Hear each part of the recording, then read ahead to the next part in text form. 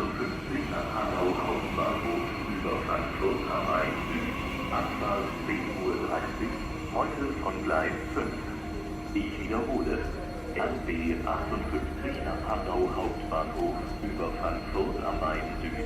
Abfahrt 10:30 Uhr, heute von Gleis 5.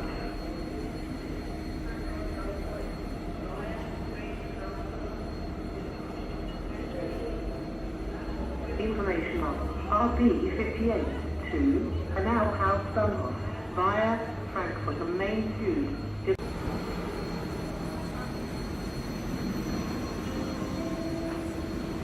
Information zu RB 58 nach Hanau Hauptbahnhof über Frankfurt am Main Süd. Abfahrt 10:30 Uhr, heute von Gleis 5. Ich wiederhole. RB 58 nach Hanau Hauptbahnhof über Frankfurt am Main Süd. Abfahrt 10:30 Uhr, heute von Gleis 5.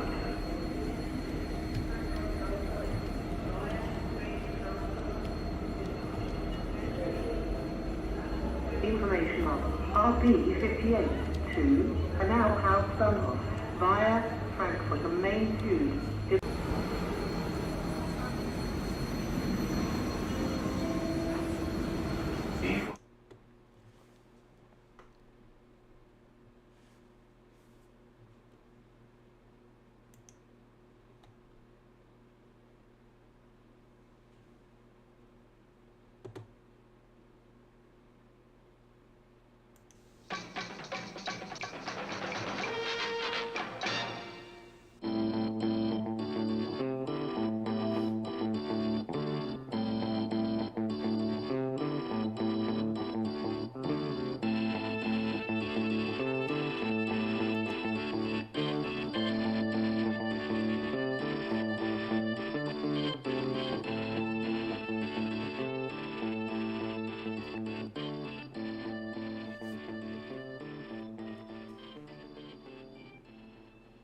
This channel is a not-so-proud member of YouTube's all-encompassing special society of heavily overwhelmed layout enthusiasts.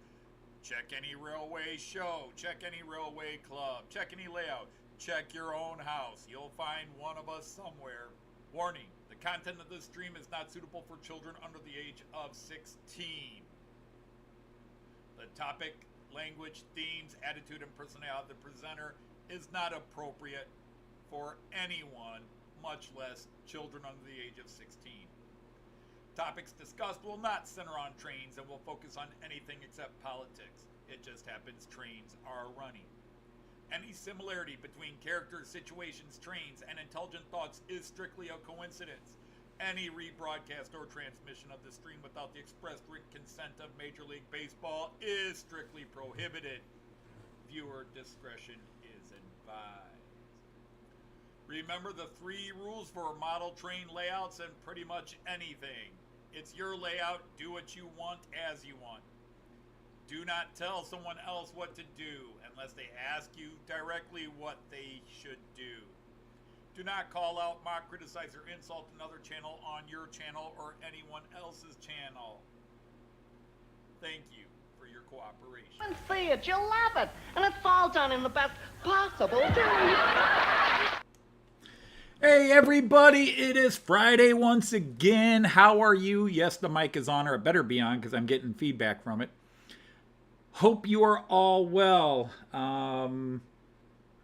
Not a lot in the world this week, other than I put up a video a couple of days ago where I changed a decoder, and I'm not looking for compliments or pat on the backs or anything. I was just it's about as basic a decoder install as you can do outside of the simple plug and play where you unplug the plugging plate and plug in the decoder and everything's good to go. So we'll get on to that in a minute, but let's go ahead and welcome all those who are here in no particular order. This channel doesn't give cookies for first. It's all alphabetized, so it's whoever comes in as they come in. We've got Tony from Choberton Junction. Thank you for joining with us. Hi from the Netherlands. I almost wore an Amsterdam shirt, but I changed. Not that you're in Amsterdam, but it was a Holland shirt, a Dutch shirt. We have Andy, the hot dog pilot, is here. Great to see you, my friend. Jean Ricard, my good friend. How are you? Great to have you here. Joseph Bagliato, the Sergeant-at-Arms of the Knights of the Rhomboid Table, whose roster we are going through today. Leslie Gilpin, another fine video today. Luma, great to have you here as always. And thank you for the suggestion and advice on my video because I've been looking some stuff up and then looking at some videos and debating next step because it looks like it's rather involved.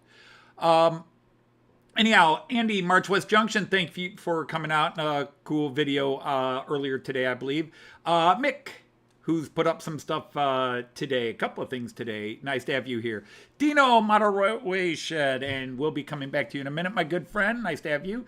Tammy and Ray, nice to have you here. And if you guys do not know Tammy and Ray's channel, check it out. Tammy was already building this really cool layout, very traditional layout, but they've got this little peninsula area and they decided to go, and I use this term with love and praise. They went off the wall. They went outside the box, and she decided to create this little fantasy, science fantasy area, sort of a Game of Thrones, Lord of the Rings, Dungeons and Dragons, sort of, with the trains running through it. And I think it's absolutely brilliant. She's doing a great job. Check that out if you want to see how you can mix both the traditional with the very artistic off the wall. Ray Bobel is here. Speaking of Rays, how are you? Rick, great to have you here. Simon, one of my longtime friends. Hope you're feeling a little better because you were not feeling well earlier this week. Tim JD, one of my longtime besties. How are you, man? Great to have you here all the way from Wales, Newport. I'll give away your secret location. Tom Couples is here, and somebody just dropped out. I was about to say hi. And Wolfsex Scenics is here. And anybody pop in? Graham from Leamington Station. It is wonderful to see you hanging around again on YouTube. So just great to have you. So let's go right off the bat with the first thing. And I'm going to switch this over now that I'm caught up with everybody who's here. I can... Tom Couples. How are you, Tom, if I didn't say hello? But I can switch over to the chat here. Oh, yeah, it's about that time for League to start, isn't it? Okay, anyhow, I got... And I don't care who sees my address. I got a letter. A 7-week long, I think. I think it took 7 weeks to get here, Dino. It arrived earlier this week, and you said you mailed it out July 10th, and it arrived like August 21st or something like that. Yeah. So anyhow, he sent me a very nice letter. Thank you very much. Made Joyce and me feel good. Thank you about that. And then he sent me a whoops, let's get this up at the camera. Sent me a business card, which this is just very cool. It's a very striking, it's a very fetching design there. So that's really cool. His business card. And 2 stickers, which again, very fetching, very cool. I really like that. That looks really sharp. So thank you for that. I have got a place I'm sticking everything, but I need to come up with a place to put it all. I have not done so yet. So I will stick these over here on that shelf with all the others until I can decide where to go with them. Lost a few teams. Yeah, I've been in bowling leagues. Now, I haven't been in a bowling league in 20-some years, but I do remember when leagues started to... Whoops, after years and years of everybody hanging out, life happens and things happen and everybody just kind of, it starts to fall. Hey, there's Kieran J94. Great to have you here. Anyhow, so that was the one big thing. And yes, I did that video where I installed a decoder. And again, that is about as simple a decoder. To me, the most difficult thing would be to take an old locomotive, pre-digital era, and try to add a full decoder with sound. I've seen many channels do it, and it's never easy. Some people can make it look easy because they can do that. The big thing was, one, it's the first time I actually removed a decoder and put a new decoder in. And again, it was only 3 wires. All right, that's it. That was it. 3 wires. So we're not talking major surgery here, okay? This is something that 20 years ago I wouldn't have even probably put up a video on, because it's like, pfft, anybody can do this, right? But it's just, you know, it's not an exaggeration. But when I'm sitting there with this hand, you know, maybe I don't have one here, but I'll use a couple of props here to demonstrate. Imagine this being a soldering iron at 550, 560 degrees Fahrenheit. And then this being the little wire. And then imagine a little 1 millimeter wide space, or 2 millimeter wide space. This hand shaking, and I got to try to make these meet on that little 1 millimeter spot. And that's what it's like for me to solder anymore. So micro soldering sucks. Big soldering I can handle. Now, if it's like loosening up a wire and doing it, it's easy, because I can try to steady my hand and do that. But I start fairly stable, and then the longer I'm working, it goes up the arms. And I was taking medication, but we were seeing no improvement. It was not steadying me. I was on it for months, and it just didn't seem to have an effect, but that's crazy. The other big news you might remember is last week I went to, I had a follow-up. I had to have a bunch of CT scans done. They did confirm something that has never officially been confirmed until now. They did confirm I only have 1 kidney. And all my basic soft tissue organs are in great shape. My liver is good. My pancreas is good. Everything's good. My other kidney is enlarged, but they consider that to be normal since it's doing the job of 2. They didn't see anything to suggest it's serious. But there are a couple of little things I have to go back in for a checkup, so I won't really go into more detail. Nothing cancerous, but there's a couple of things that look like they might require reconstructive surgery, or surgery because there's a couple of things they're concerned about, but I won't know until I go in for the follow-up. The way our medical system does it now, they don't call you and talk to you on the phone. They drop it into your personal file online, and then you can access it and read it, and then you have a follow-up appointment that they make with you and says, okay, we'll go over all of this and talk about where to go from here. So nothing too serious, but looks like surgery is somewhere in the offing. A year from now, 2 years from now, who knows? Anyhow, that's that. Hey, did I see Daz came in? How are you, Daz? Great to have you here. Now, the last thing is, I think I have figured something out, and I don't know if I'm the first, but I'm the first person in the world I know. Apparently, OBS, the system I use, has a limit to how many cameras it will read. And like an idiot, I have bought 3 cameras trying to figure out which ones I can use to get, okay, I've used too many of the same brand and what have you. But apparently 15 cameras, or is it 16? Whatever it is, I'm trying to add one more. And that's the max. That's it. So I keep trying to add one, and I'm frustrated I can't add it. But as soon as I unplug one, the one I'm trying to add works, and the one I unplugged and plugged back in, it won't work. And yet they all work, and my computer reads them all. But apparently OBS has a limit of like 16 cameras it can read, and anything you try to add after that, it just will not read. It will not acknowledge it's there. We are maxed. We're done.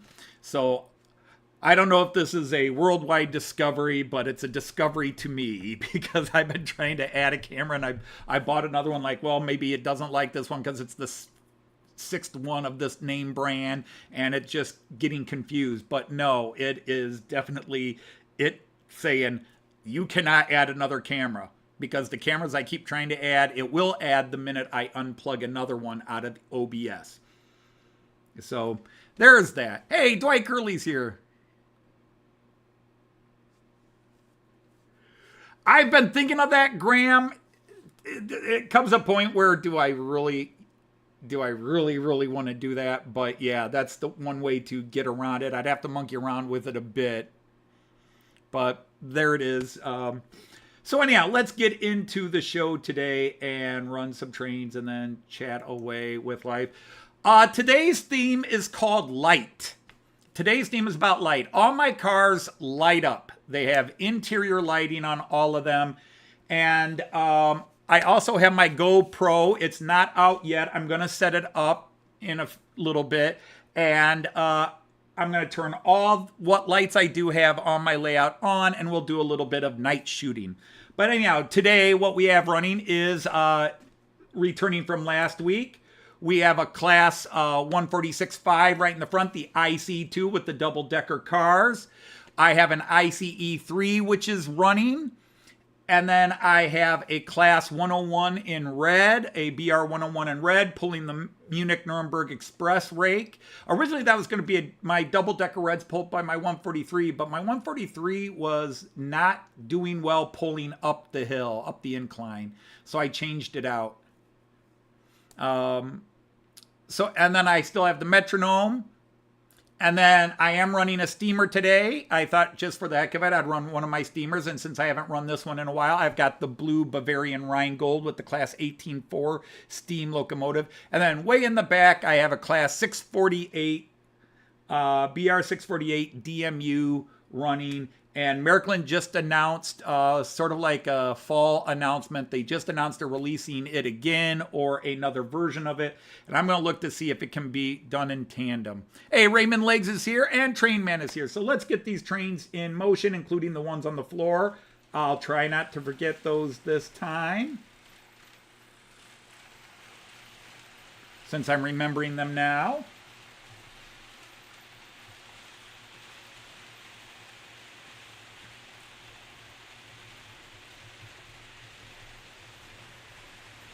Don't want them going too fast, especially the ones on the shorter loops here. Kyan helped me pick out the trains. I will say that because he was having fun. Opa was letting them look at trains and say, which one do you want to see running on my show? And now I just got to switch over here and get this guy going. And this guy go in. I think that's the right direction.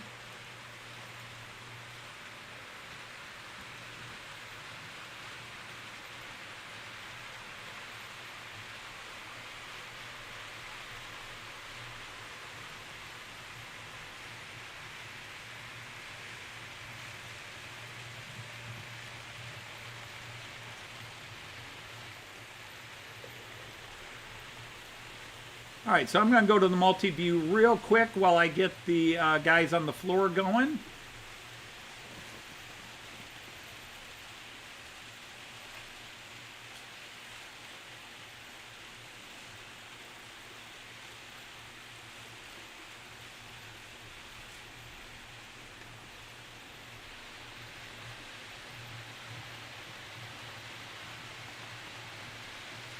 On the floor, we're running the Class 800 again. I won't apologize for it, even if it gets repetitive. And we are running the Mallard with his three little Gresley corridor Teak cars. Let's get to the floor cam real quick. So there is the Mallard running with three Teak cars. And Christopher is here. Nice to have you, my friend Christopher.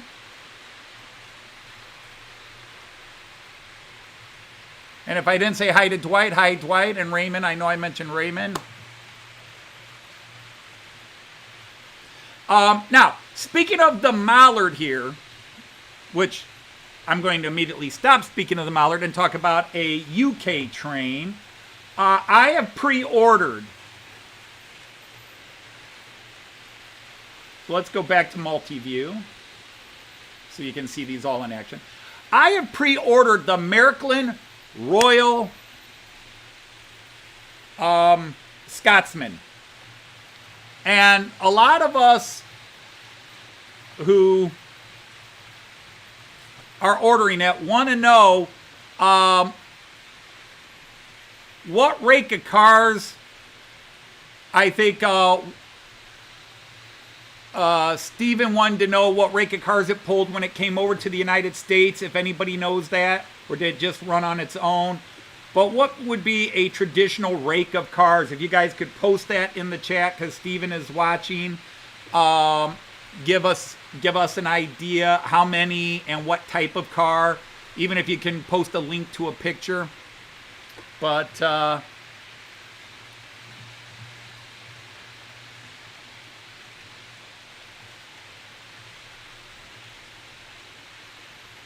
me see if I can get to that.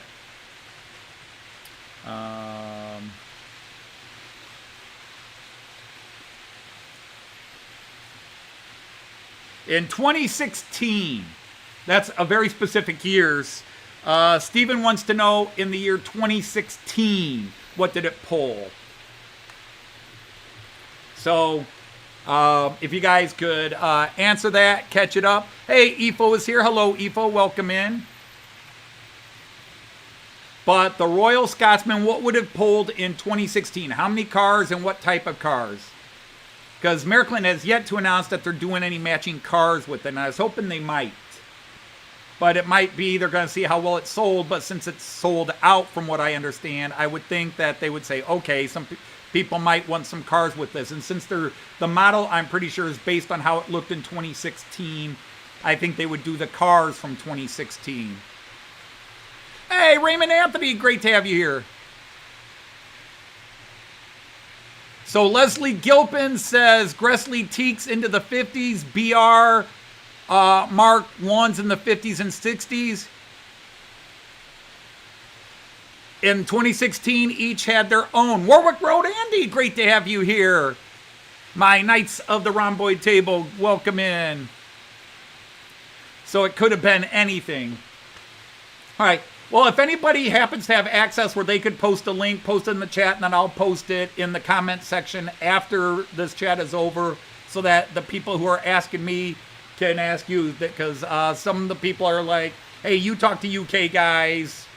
You're a German train guy. You're an American who does German trains who talks to UK guys. Could you get this information from the UK guys from us? So it could be multiples.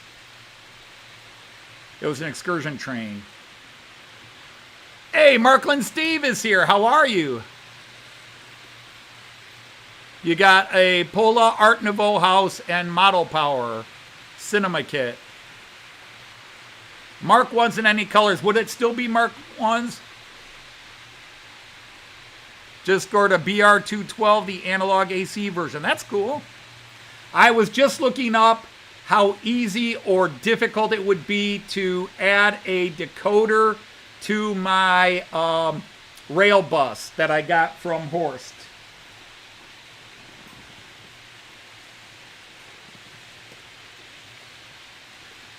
And the 2 videos I've seen so far in German, 3 videos I've seen so far in German, all make it look very complicated.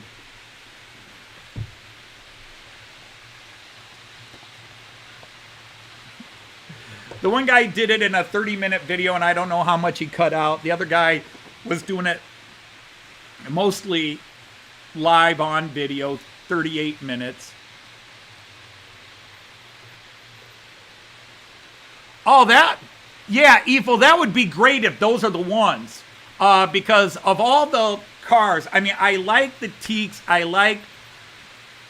There's certain coaches from the UK that I think are beautiful. I put them up there at the same level as the Orient Express cars, the CIWL and all that. But anyhow, the Rheingolds.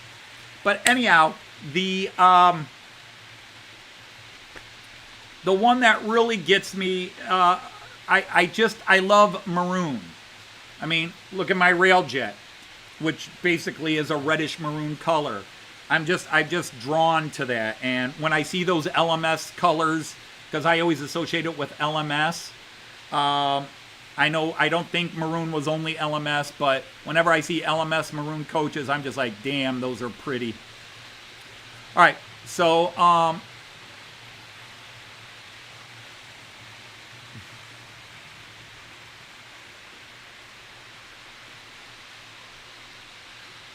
Hey, Ray Bertelson, no such thing as being late. This is a pub. You come in and go out. The only thing is I can't serve you drinks. You got to bring your own. But I am going to set something up here. So if I ignore the chat real briefly, again, just always kind of highlight, you know, give me the @ to get my attention to the chat. Hey, Andy Dobson is here. Welcome in, welcome in. But I am going to be setting up my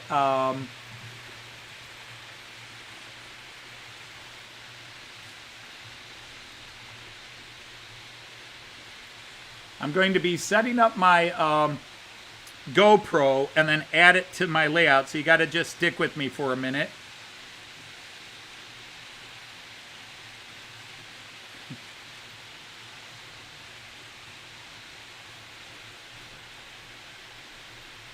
Oh, that's because I didn't turn it on. We can't find this because I need to turn it on. Oh, you are so beautiful, baby. Oh, you are so hot. Sorry, I'm turning on my camera.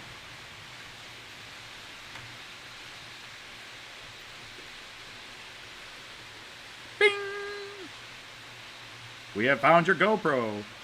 And let us go live.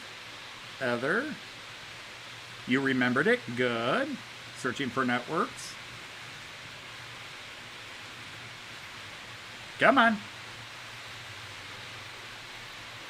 Okay. Yes, I want you to connect to that. You were connected to that. And then you disconnected while you were messing around with this.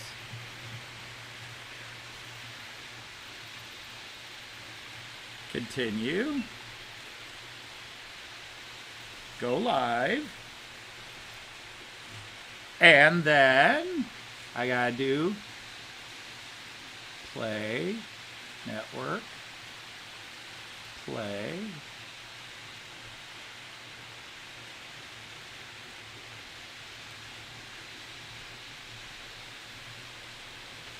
All right, now let's see. Which one do I want to put it on? I think we'll try the 101. Well, thank you, Andy. I appreciate that. I am very proud of my trains. I've got a big table, which I haven't worked on in years, but I am going to stop my system for a minute, so bear with me once this train comes around. When this loco comes around.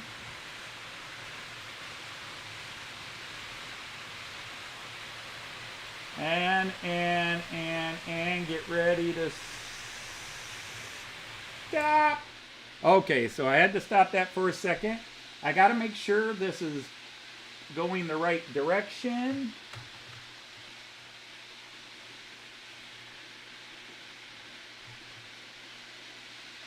And now, bear with me. There'll be a black space for about 3 seconds.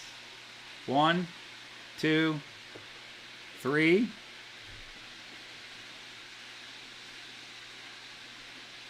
Okay, maybe not.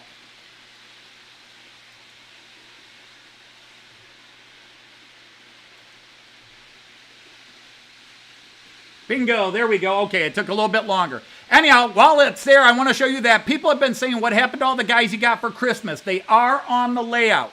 I've been putting the guys on the layout. So there's a bunch of these guys chopping down some trees in a vacant parking lot. So now I will put everything back in motion again. And I'll run this for a while. I will try to run it slow so it's not too fast.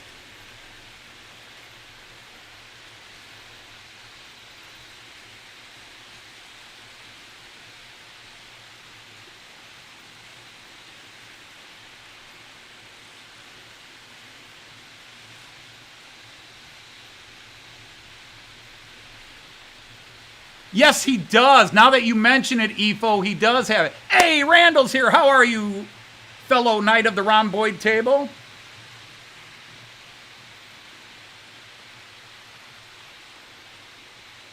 But there's a 3-second lag between what the GoPro films and when it projects to you, because it goes to a it goes to a basically a VPN, and then it goes to a player, and then OBS picks it up from the player.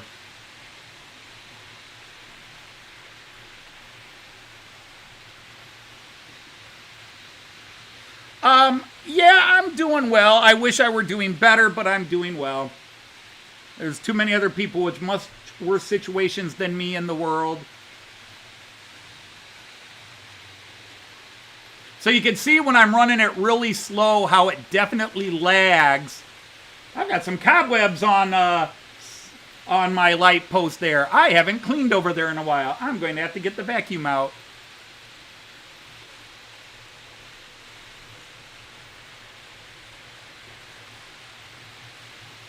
But if you look over on the, I don't know if and when you see it, but if you look on the, now the barn's going to block it from this end, but if you look on the hill with the, there's some more of the guys that I got over the summer.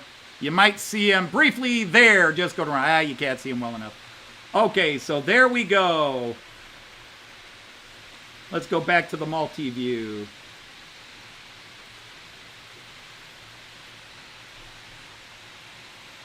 And if you look carefully up in the corner next to the floor cam, the GoPro cam is also broadcasting. Excuse me a second. Oh, what's the best way I want to do this? Oh, let's go through this way. Come here, you.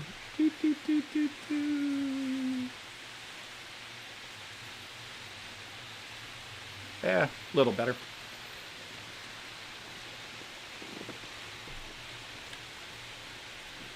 And 156 Andrews here. Oh my goodness. How many Andrews do we have here right now? And by the way, I do want to say hi to friends that I know lurk in the background but don't always come into chat, or they watch on replay because they couldn't make it here. So to all you hanging out in the background,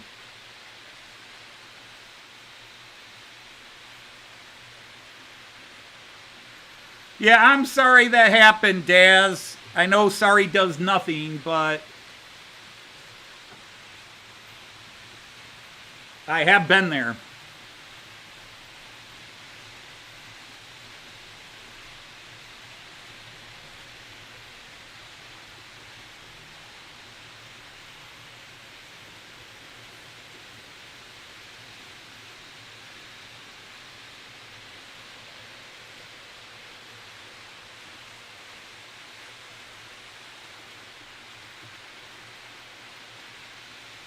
So anyhow, oh, let's go into it right away here while everything is set up.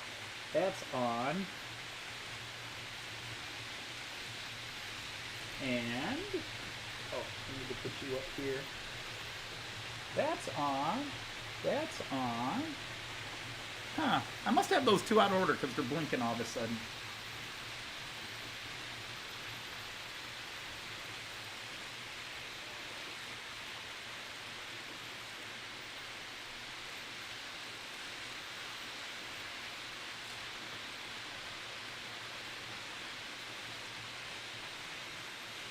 I'll be with y'all just a second. But I'm going to turn the lights out. I don't have a lot of lights on, but maybe this will be cool. Some of you, it's been a while since I've done it, but, you know, a little bit different, something a little bit different.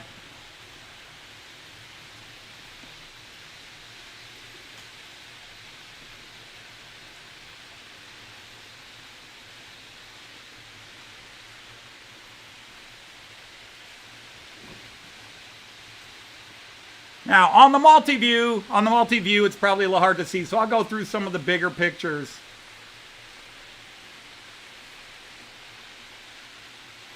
Hey, Sean, how are you? Well, thank you for everything, Tammy and Ray. Hope you enjoy.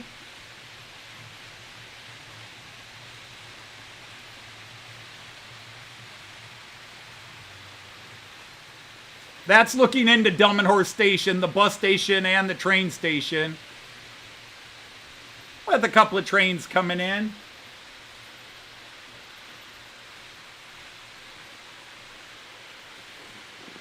Obviously, there'd be more street lights in that, but I accidentally nailed some of the light post wires when we had to move some furniture around underneath, and we kind of nailed some of the light posts so they're not shining up well. But there's maybe a little better view. And again, the village is not lit up because the houses are not exactly where they're going to be. That's just a rough simulation of the situation.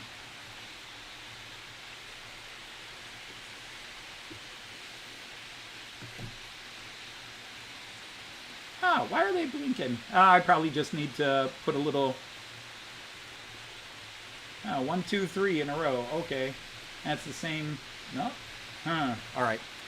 I'll look at those later. Why are you guys blinking? You guys have never blinked, and all of a sudden now you're blinking right and left.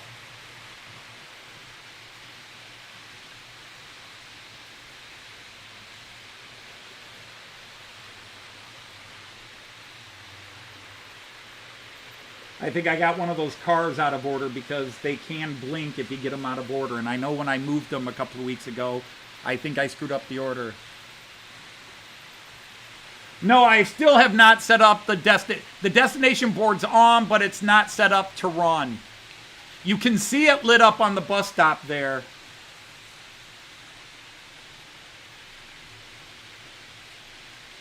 And so let me... I've got two sets of trains that are blinking. My Metronome and my IC2. But the Metronome's always blinked, but the IC2 never blinks, and it's blinking today.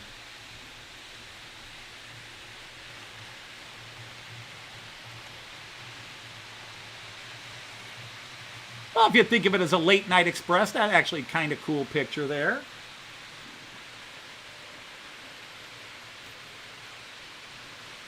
Now that the trade's out, it's getting darker.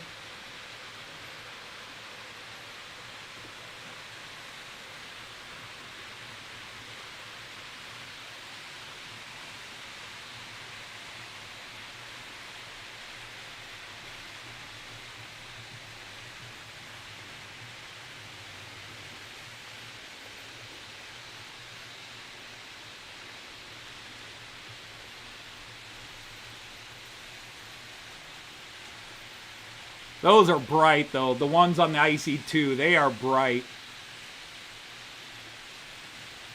I gotta get some people on those trains. Oh, I forgot to turn one on. Here we go.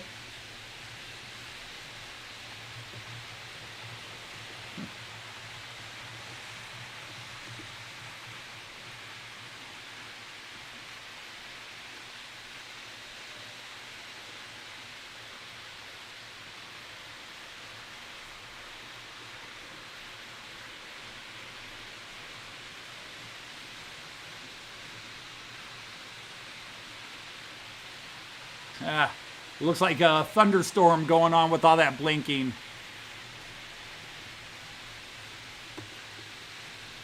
No, they don't really have... Well, I don't know if they have capacitors, but usually when they blink like that, it's one of two things. The contacts are dirty, or the track is dirty. Hey, Stephen the Plumber, how are you?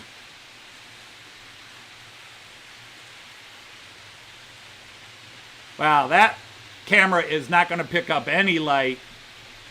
And that's a new camera, and it's supposedly a good one.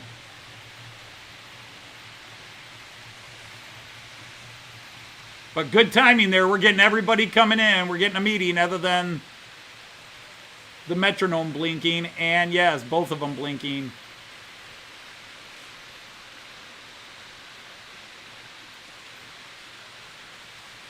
But yeah, sadly, I didn't know the IC2 was going to be blinking so bad.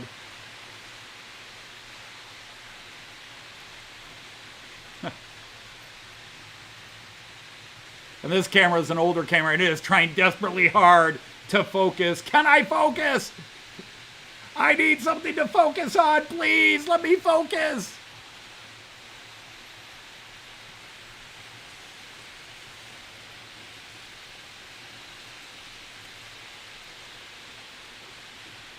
And there's that. See, this side, you can kind of see me up there.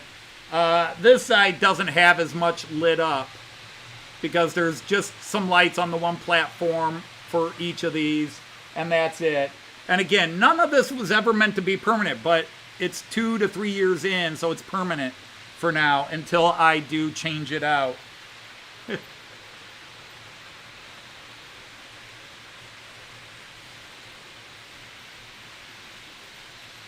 And then, well, at least the Azuma has some lights.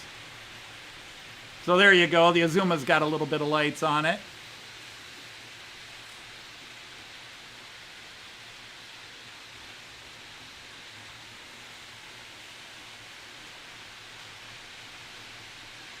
All right, so now let's just follow the GoPro around where you can see nothing for 3 minutes.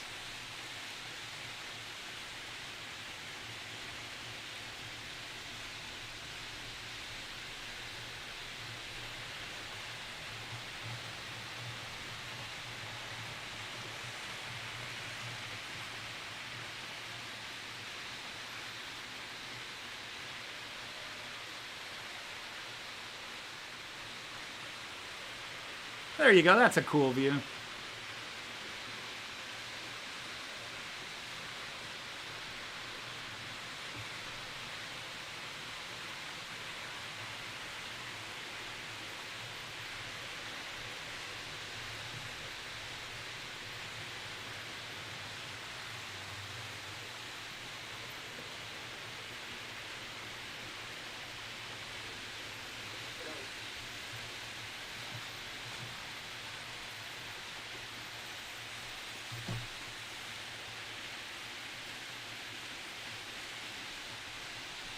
Hey, Ben, how are you?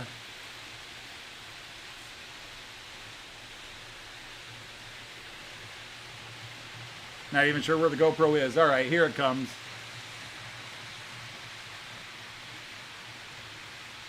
We're in the dark.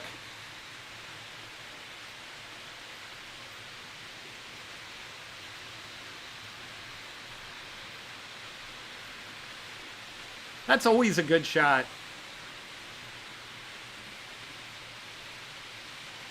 Just a little disappointed my IC2 is flickering.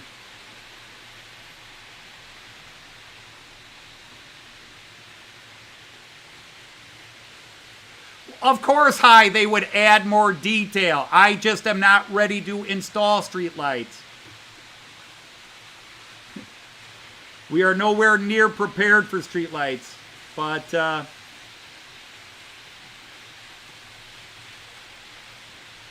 just kind of cool to see the trains lit up,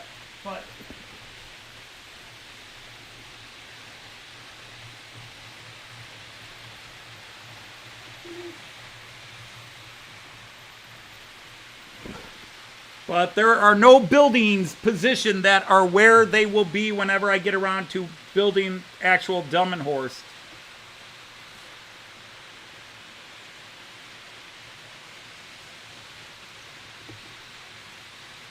Okay, so let's unplug everything. No, don't unplug that one. That would be a real disaster if I unplug that. Okay, and turn.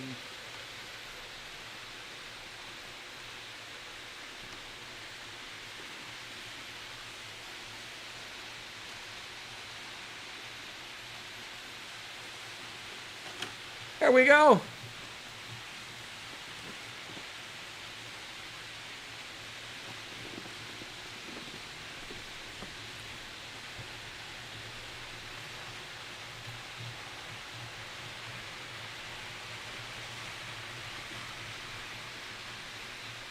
So it was just, yeah, I don't have a lot, but usually the station's a little brighter, but the batteries are starting to go low.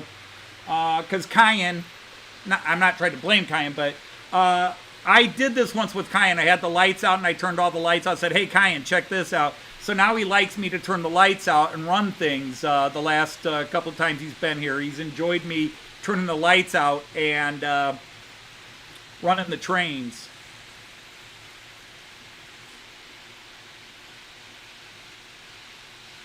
That's sort of been his, so my batteries, because yes, several of the light systems you see are battery operated. They are on power packs temporarily until I can wire them up. I did actually buy an M84 decoder so I can start putting the wires into that and running it through a decoder through my Central Station 3.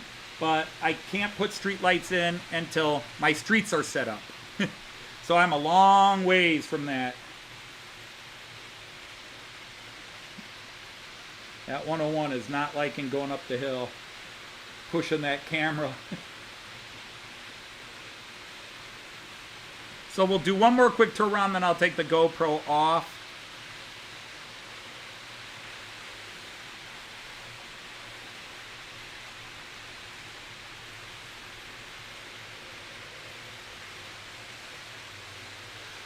But then again, on the bright side, one can say my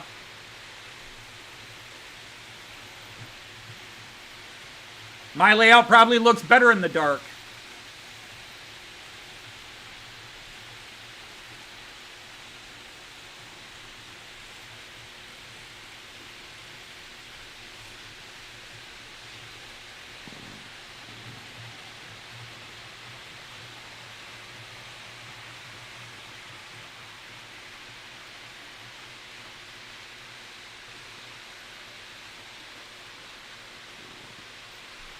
But these are the shots I really like with the GoPro when you're riding right next to a train. Hey, Kiwi Davis here. You gotta go. I'm sorry I didn't say hi earlier. I didn't see you in. I was messing with things. But anyhow, take care, Dave. We will see you later. As always, thank you for popping in.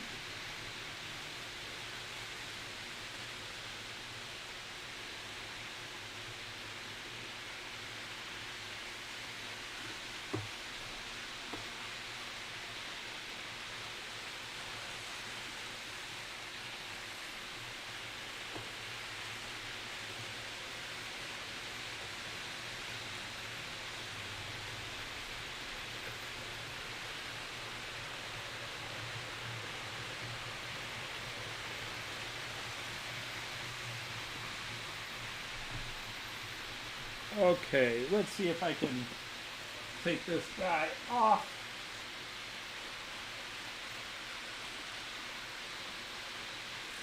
There we go.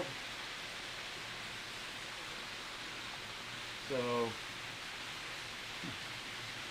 there you can see some of the work crew. There you can see those mountain climbers. Although you're going to see it on a 3-second delay. These are all those guys that came in the Christmas kits.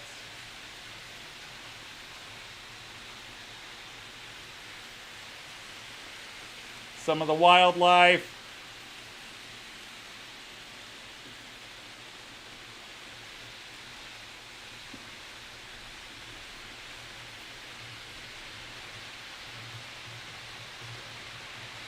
And then the 2 farmers and their sheep.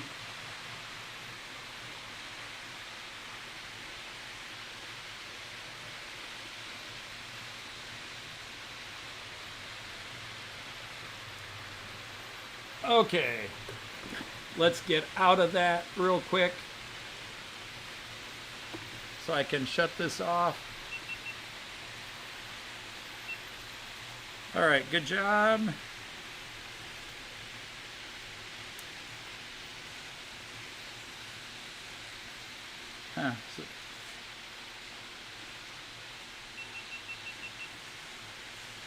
Okay.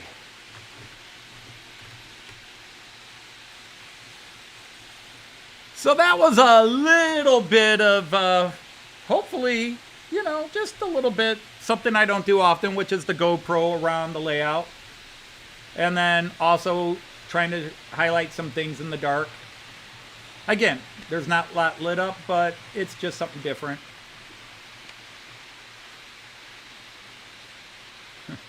Yes, they could be. So I'm kind of guttering and weaving.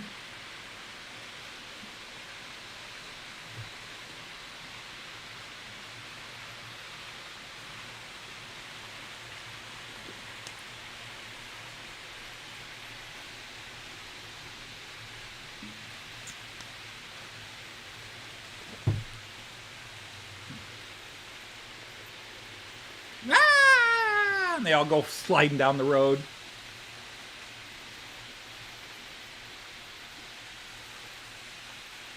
Farmers and shepherds and such.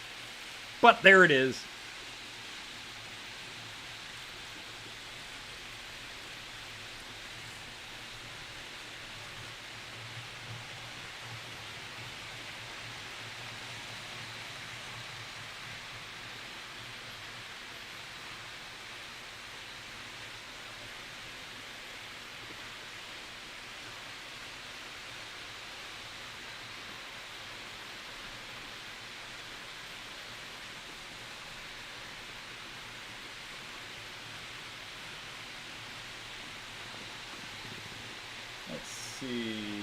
Change that out.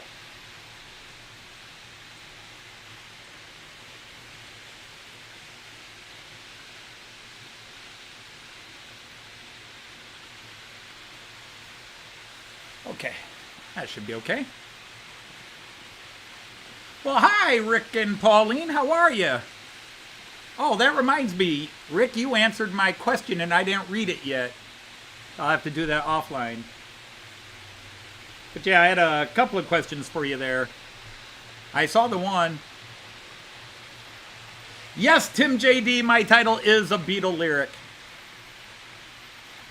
It's from the awesomely hypnotic song, I Am the Walrus. Sitting on a cornflake, waiting for the van to come.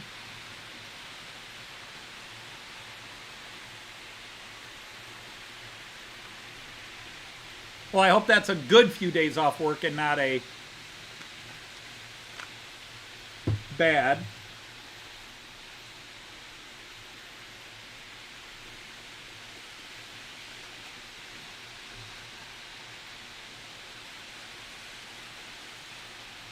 Here, we'll just move that over there for now.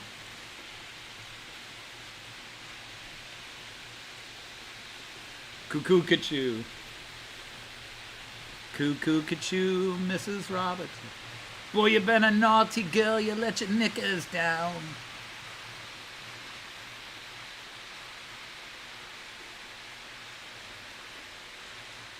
Man, you been a naughty boy, you let your face grow long.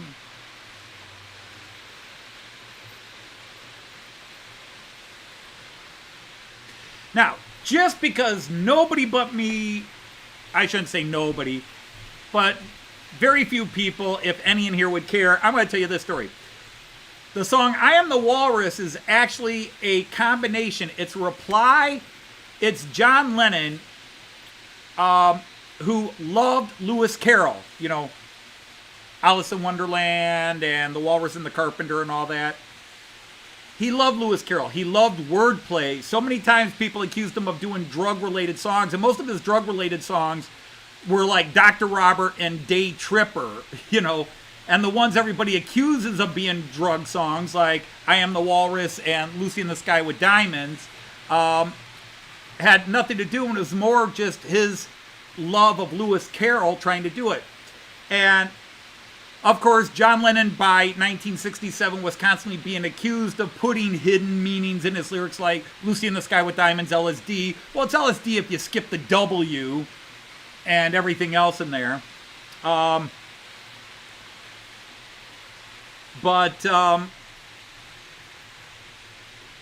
He was accused, and of course, he had already done The Beatles Are More Famous Than Jesus comment, which kind of got taken out of, heavily got taken out of context. So he's constantly being accused of using his words to mislead the modern youth. And so he basically took the poem Walrus and the Carpenter and he said, I am the walrus. Because in the song, in the poem The Walrus and the Carpenter, long story short, the walrus talks a bunch of silly young clams, oysters, out of the ocean so he can eat them. He cons them. He and his buddy the carpenter, but it's the walrus who does all the talking. He takes the young oysters and cons them and leads them away to their own doom and destruction. So John Lennon's being very sarcastic, and he just throws as many crazy lyrics. And his whole attitude was, I'm going to throw so much crap in there that they're going to spend 20 years trying to decipher this song. And that was just it. Any bizarre imagery and wordplay he could throw in. Allusions to certain TV shows and as well as audio tapes from, was it King Lear or Henry V? Or both get mixed in the background, as well as his own allusions to British TV shows and things like that. Sitting in England. All right, Choberton, take care. Thank you for stopping by. Expert, textbook, choking smokers. Don't you think the Joker laughs at you? All right, Randall, just got called for a trip. All right, be safe out there, man. Take care. But, yeah, so he's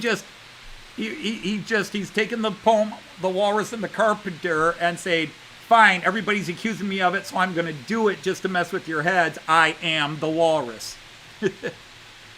So when he sings I am the walrus, he's referring that he is the walrus from the poem The Walrus and the Carpenter.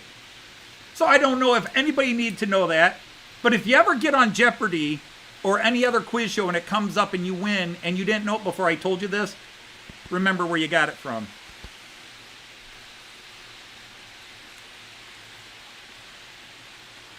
No, John Lennon, the Beatles never said go out and use drugs. But they also, said, and I always loved Paul McCartney's interview, although the other three Beatles gave him crap for it, because Paul was the last one to use LSD, but he's the one who publicly admitted it. And he says, fine, you ask me a question, I'm going to tell you the truth. But it's up to you. If you're worried that this is going to influence the kids, don't put it out there. If you're worried this is going to have a damaging effect or that it could be taken the wrong way, then don't put it out. It's on you. But I will answer your question. Of course, when I was 3 when I first heard the song. But when I first got the Magical Mystery Tour album and got the lyrics to the song I Am the Walrus, I had no idea what full of fish and finger pie was. Oh my.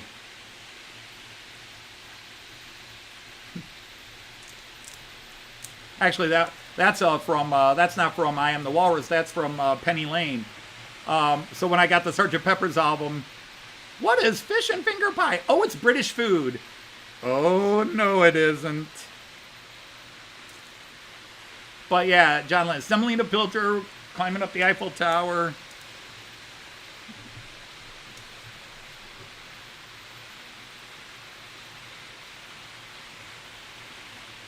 Elementary penguin singing Hare Krishna.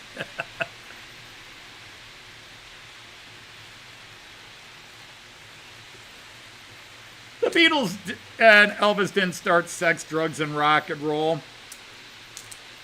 The sex was always there. The drugs were always there. It was just that in the 60s, people finally felt free to talk about it publicly. It's, this stuff's always there. I mean, go back to the 1930s. They're singing about cocaine.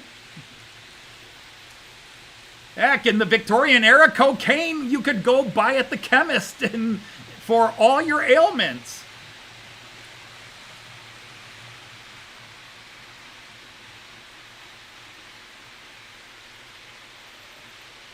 All right, good night, hi. Thanks for popping in.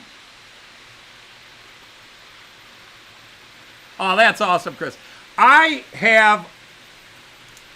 McCarville, how are you? Thanks for coming in, Michael. Let's see how the guys are doing on the floor. Let's check in on the UK trains. Running just nicely.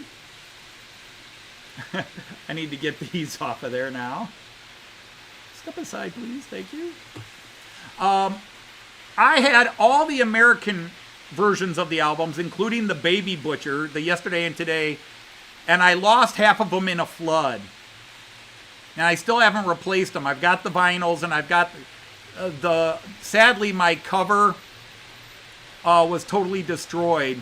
So I went out and bought the Yesterday and Today album, but I could never find the Baby Butcher album cover.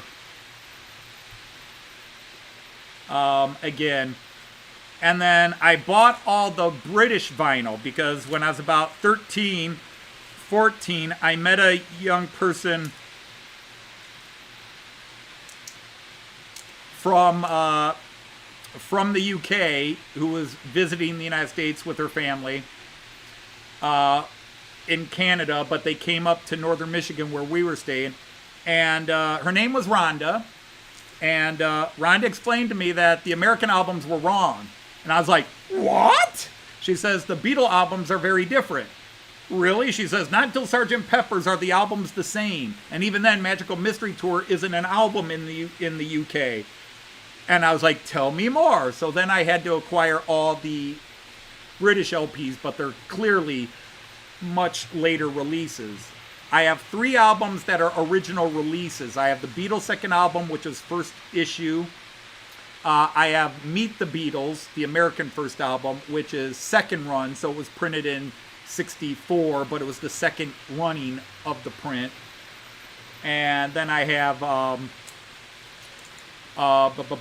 Something New, the Something New album, which is roughly in line with, no, the Beatles 65 album. Something New and Beatles 65 are kind of, Beatles for Sale split in half into 2 American albums.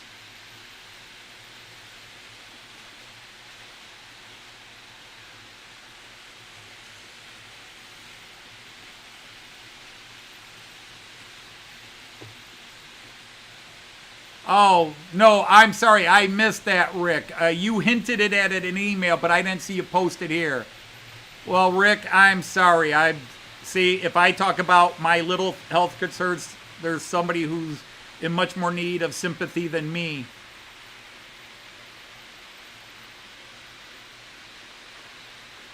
In their original Klingon.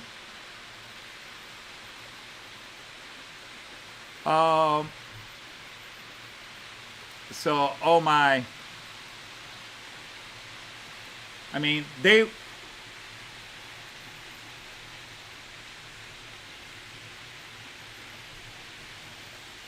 Yeah, Rick, it's a combination of the Americans like to have the singles on the albums, but was also a way where America capitalized.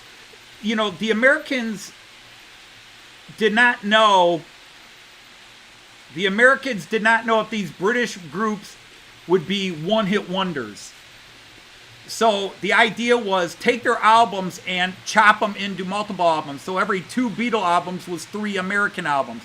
Take the singles, which the Beatles, of course, and the UK thought that's kind of ripping your fans off. They buy the single and then they buy it again on the album. And that only happened with the Beatles song Love Me Do, because they released the single version, which had Andy White on drums, and then the album version is their redo of it with Ringo on drums. So it's actually 2 different versions of the song. It's not like they took the same tracks and just changed the drumming tracks. They re-recorded the song for the album.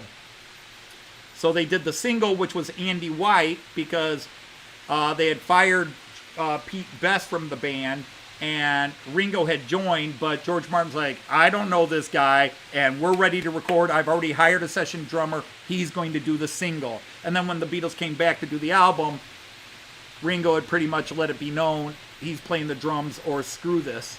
And he played, and the Beatles said, Ringo plays or we don't record. And George Martin had to let Ringo play, and of course George Martin's like, oh damn, this guy's good. But yeah, so it was just a way of ripping off the American audience. Put the singles on the albums, but then split them up into multiple albums.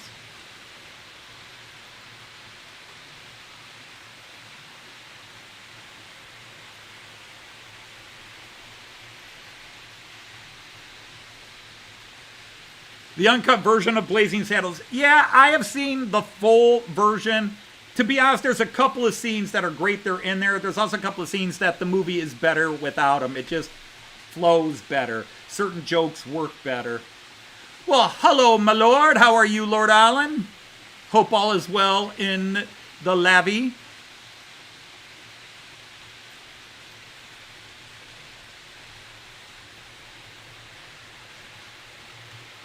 There are so many good versions of Route 66. The Stones do a good version.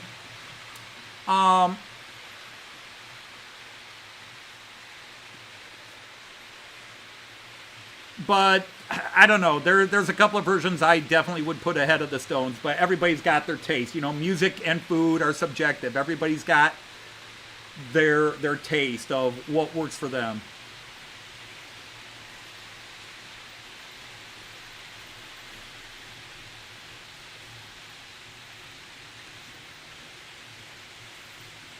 All right, Leslie, good night. Once again, I thank you for hanging out on my stream for a while. It's always an honor and a pleasure to have you here.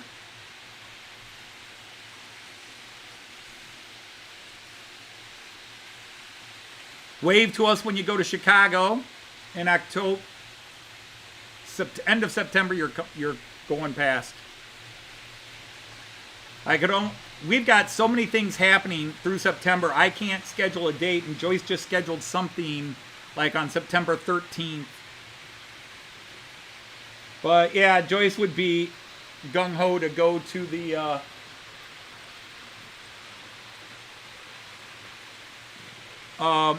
go to Chicago just to say hello, because I think you said you were going to Chicago. Any other time of the year, we'd probably do it. Unfortunately, September, there's something every weekend. In October, the first weekend of October, my sons get married. The next weekend, it's Getz. And then I start planning for our next trip.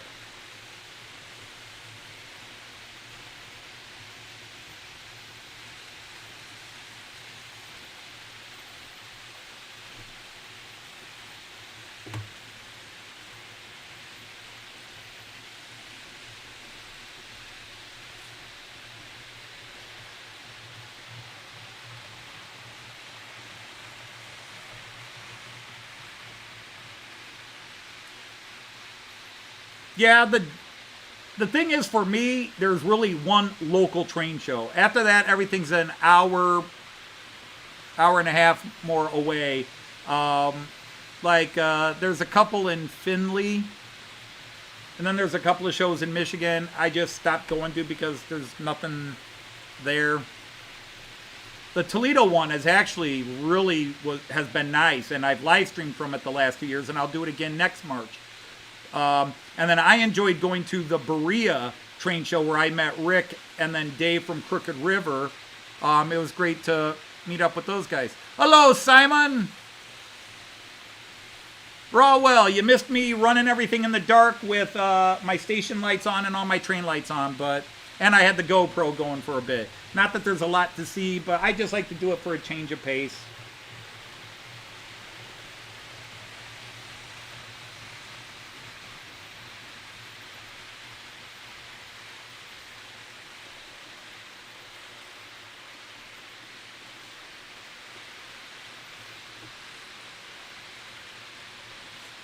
Did I have those two cars in the wrong order? I might.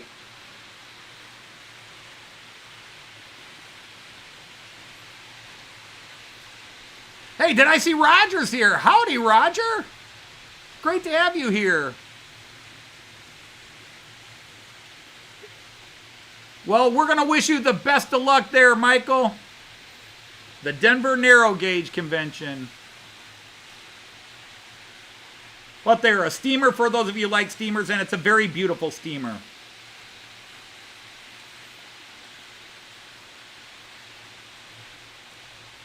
Your internet's playing up? I'm sorry, Alan.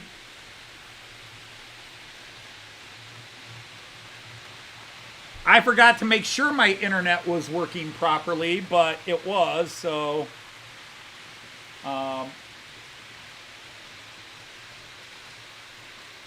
Ever since a couple of weeks ago, I've been a little leery of just going live, because I did go live a few weeks ago and somebody had knocked our internet. And the only other time, like last week, I had drops is because I actually had interfered with the stream because I was messing with the edit button. If I mess with the edit button, because somebody told me, a gentleman mentioned on my second video about how to get rid of the live reaction emojis, that, oh yeah, now you can do it while you're live. No, you can't. That's what I did. I went into the edit board, and it does not allow you to mess with it. You have to do it before you click go live. So you guys have a 3-day weekend or 4-day weekend. How long is the bank holiday weekend? Yeah, and if you missed it, Alan has put up a gorgeous lit shed that took him a couple of weeks to build.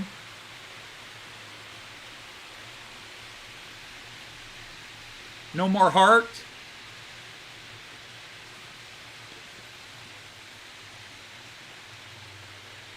Oh, right, the little heart emoji. Yeah, that's the live actions. If you click on it, you get like 5 or 6 automatically flying happy emojis.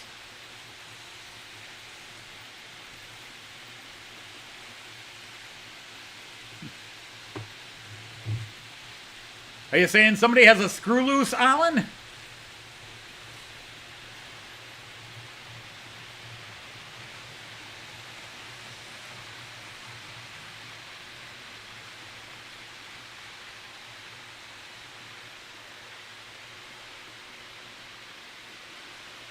Someday I'll rebuild that all up properly.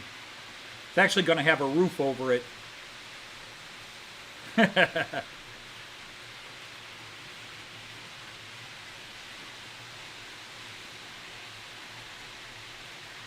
But I've actually been cleaning up a lot down here because I'm making room so I can work. What am I going to work on? That is to come soon. I've still got to find a lot of places to store things.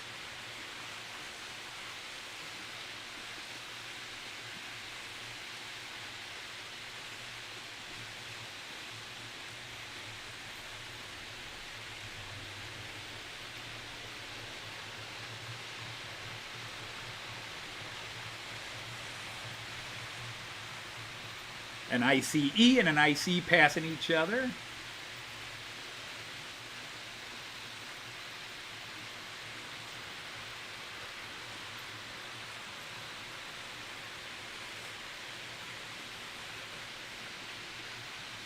That is a good camera. I don't know if this point of view is, I mean, it's a nice, clean, clear image, but I don't know if it's worth having that camera there. Every now and then it's nice because it's one of the few really close-up cameras. As these trains come up and around, you get a nice close-up of them coming in.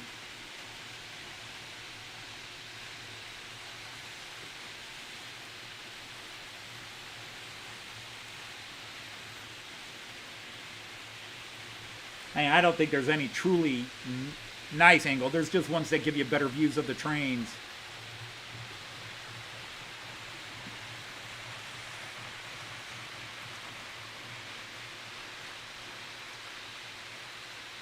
Oh, the 101 stopped. Oh, because I bumped it stopped. I forgot. I took all this time the 101's just been sitting here. I forgot to start it back up after I took the camera off. Doop de doop de doo. Sorry about that. Poor little guy has been sitting there for 20 minutes or more. Just when you gonna notice? When you gonna notice?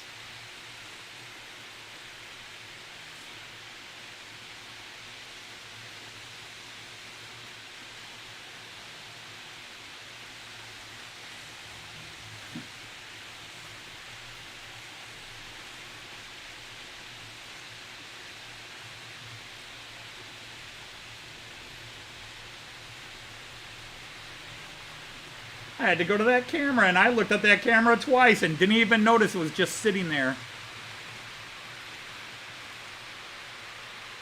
Gotta make up for lost time now.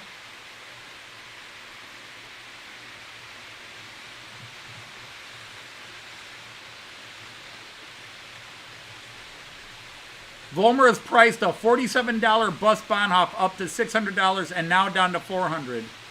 Wow.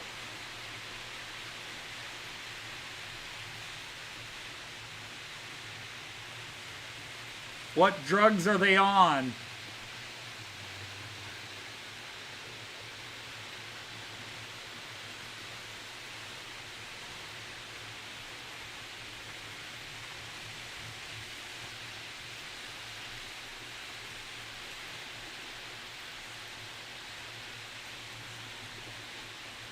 Now, why would they do that? I did see a bus Bahnhof that was kind of expensive, but I don't recall it being $400 expensive. Hey, if you can, Raymond, share a link on that, because I'd like to look that up and see what the heck.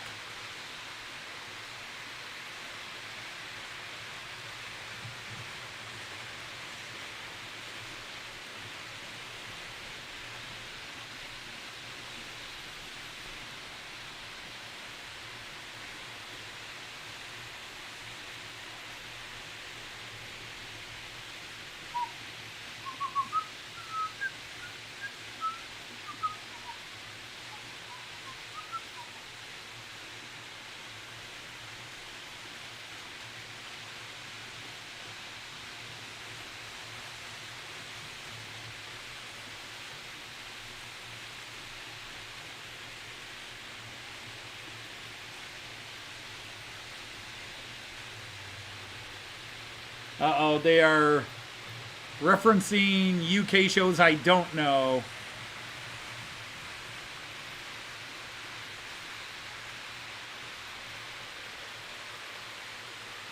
I think as an American, I'm fairly well versed in UK television, but obviously not all of, not even close. Like, I know Hello Hello and The Young Ones and Monty Python and Are You Being Served and quite a few others. Children's TV shows from the 70s.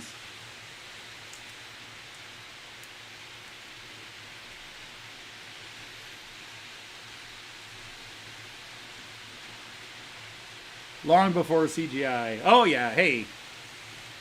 I remember those days.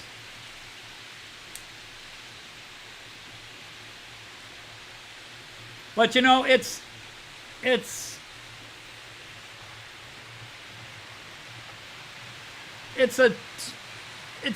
double-edged sword. There are movies that could be made the last 20, 30 years because CGI made it possible. I just think, I love, you know, I know it's controversial, but I love the Marvel movies. I love the Marvel Cinematic Universe. And I remember the attempts to make those into movies in the 70s and 80s, and they were horrible. And the TV shows, like the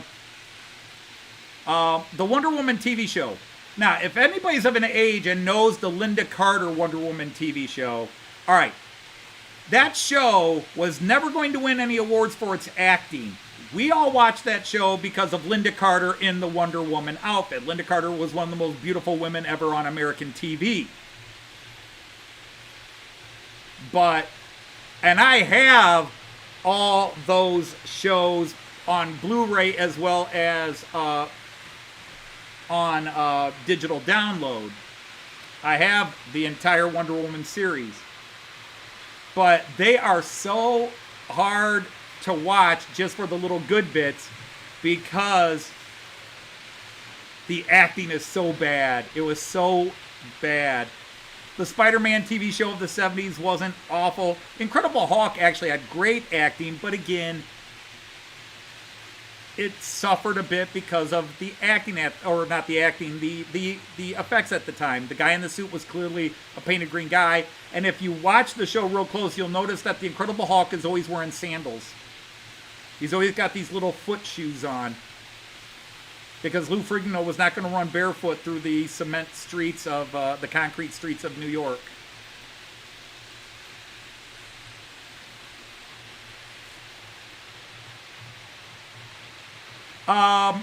Rick, that comment will neither be confirmed nor denied.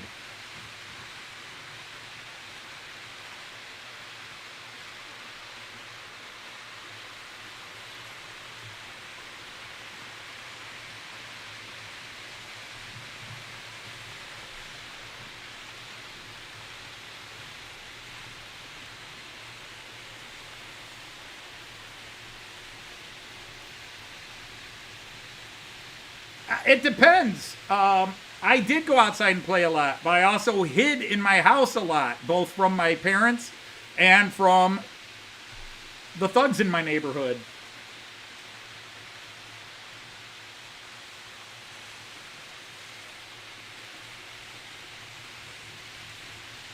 Hey, I'm not saying it's mine.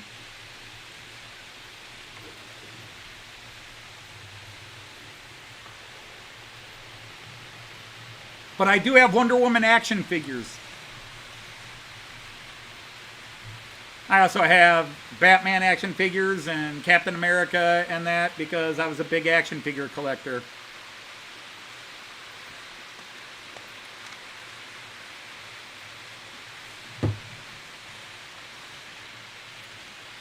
But we've talked about it before, but we could talk about it again. As a male chauvinist pig,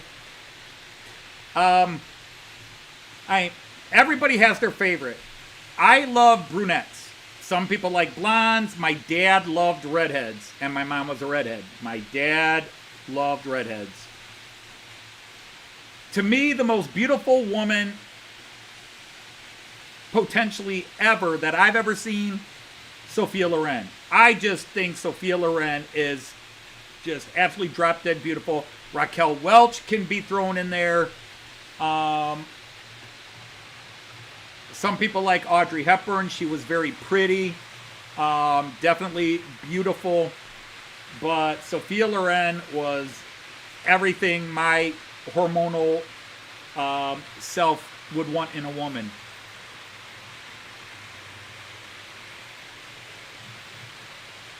Yeah, I noticed that, Rick. And to be honest, I'm into trains now.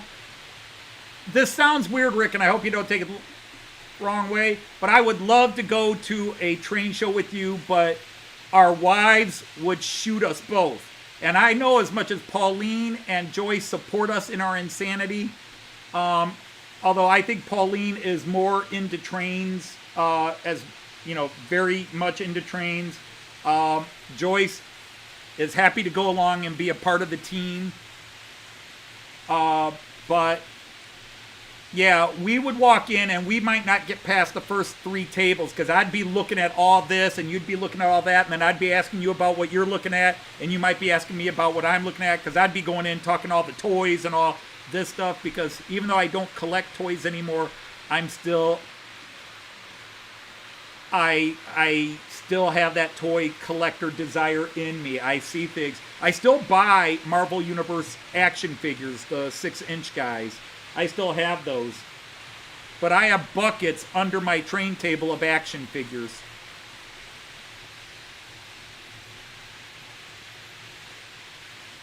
Oh, okay, let me check this out. Oh, it's at Micro Macro Mundo. Oh, that's sick. That's sick, Roger.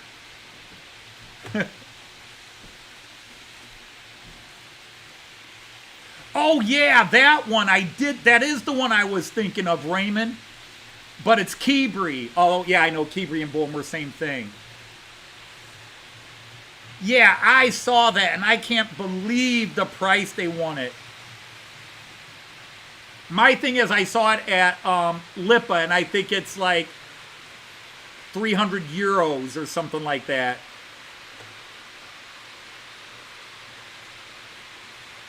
Yeah, because Micro Macro Mundo, they're also Roco USA. But thank you for that, Raymond. Yeah, that is the one I saw.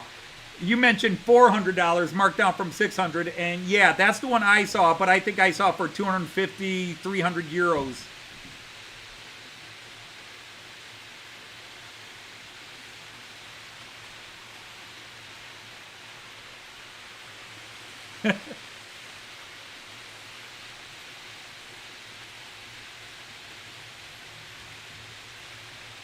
But, yeah, we would have,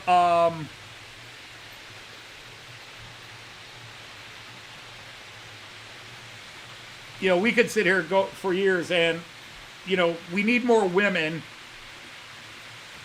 Because Joyce might mention actors, but Joyce isn't in the celebrity thing. But when I first started dating Joyce, there was a baseball player, and she had a life-size poster of him in her bedroom, and definitely made me feel less a man, other than I was taller than the guy.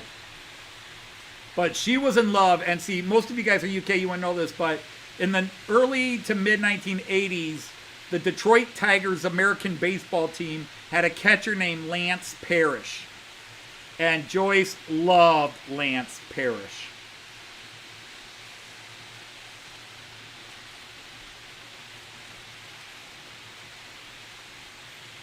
Almost to the point of fixated. Jane Seymour is very beautiful. Very beautiful. I don't know if she... I don't even think I've ever made a top 20. I get to about the top 5 of women outside Joyce. Because Joyce adds the dynamic that none of those other famous people do. She tolerates me. But, you know, some people can be the most beautiful people in the world, but they're such horrible people that they actually lose their beauty. They're nasty, they're rude, they're arrogant, they're condescending. They're whatever it is, and it just takes away from them being beautiful. I mean, if I'd ever caught stories of Sophia Loren being an absolute horrible diva and treating everybody at every restaurant like garbage, she would immediately fall from the top of my list. But Joyce is always at the top of my list because Joyce is a beautiful person. Outside of some students, you will not meet a person that's met Joyce that doesn't think she's just wonderful. In some ways, it's like my grandmother Dodge, my grandmother, the little old lady from Germany. You will never meet anybody of any age that you would never have met anybody that knew my grandmother Dodge that wouldn't have used the word angel, sweetheart, amazing. And Joyce is like that. Joyce is just one of those people that if you get to know her, that's it. You fall in love with her.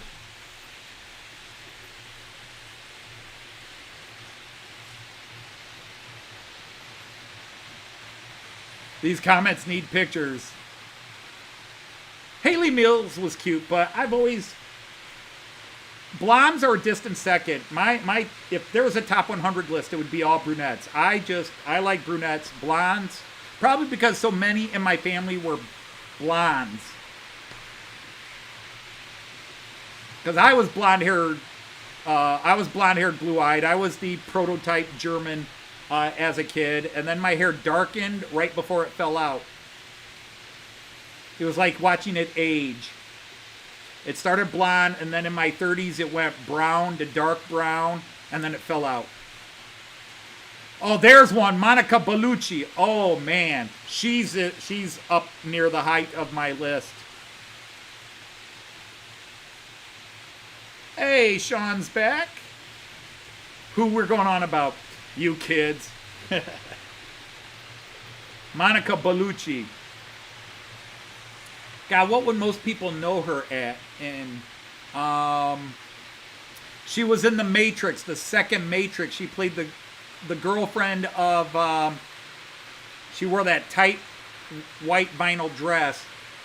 She played the girlfriend of the Merovingian in the second Matrix movie. She was also in a very graphically disturbing movie called Irreversible. And she was in one of the Daniel Craig James Bond movies where she played the widow of a hitman that James Bond couldn't save because the group was when the man dies, the woman dies.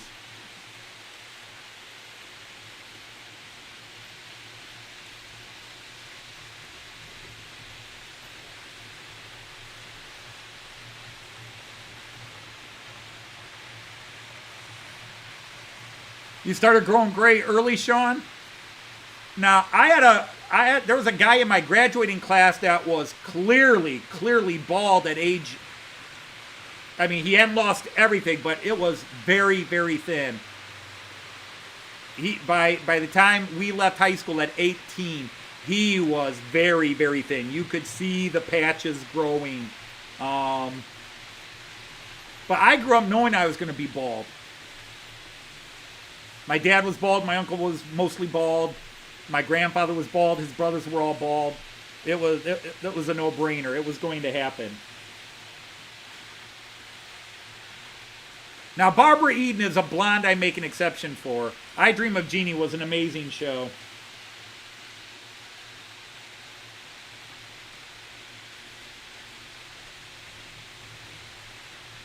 Joanna Lumley.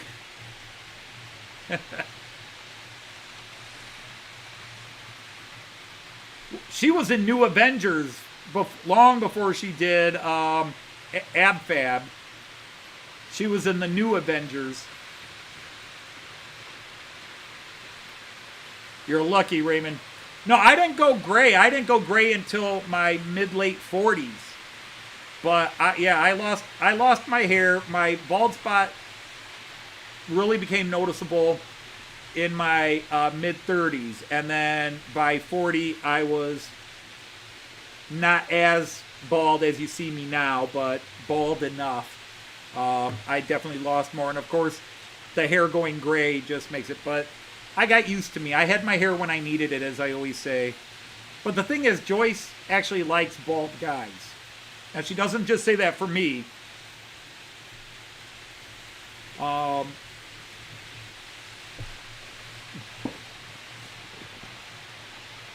Diana Rigg. Emma Peel. Now, see, here's one I'll start a fight with the old gents. All right, you younger guys will have to step aside. But if you're of an age, there was a British woman who was in the Goldfinger movie, and she was the original female partner in the Avengers. You know, the Avengers started as two guys, where Patrick McNee character was actually the second. And then the original actor left the show, and I forget his name. And then they brought in Honor Blackman, and Patrick McNee's character became the second. But her name was Honor Blackman. And there are guys that they just... Honor Blackman is the sexiest woman ever. And she played Pussy Galore in Goldfinger. I have always thought Honor Blackman was rather ugly. Nice body, but face of a horse. I've never thought her that attractive. See, and I've got people. Now, Tara King, not a great actress, but gentle on the eyes. Was Phil Mitchell the original actor, or is that somebody throwing something else out there? Well, hi, Clive. How are you? But yeah, I never found Honor Blackman attractive. I always thought she was rather... Of all the Bond girls, I thought she was the ugliest.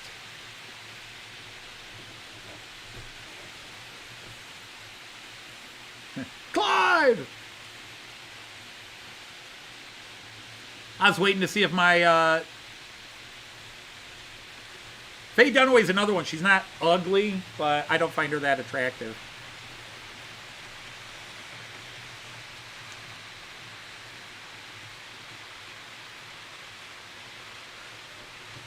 Linda Thorson, who played Tara King.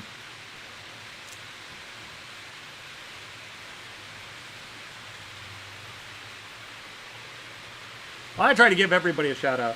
I went into another live stream today where the person was everybody is knighted. everybody has a he makes everybody a moderator.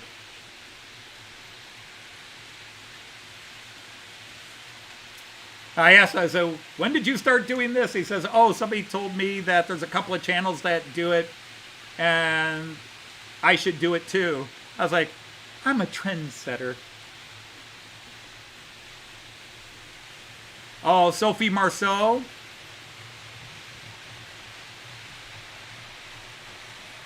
That was Pierce Brosnan, James Bond. Boy, I didn't like her character. In that, she played it well because I didn't like the character.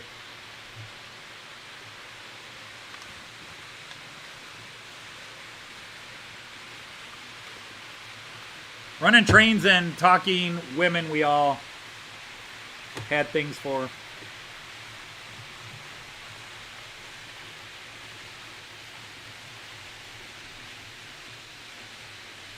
World is not enough. That's the one.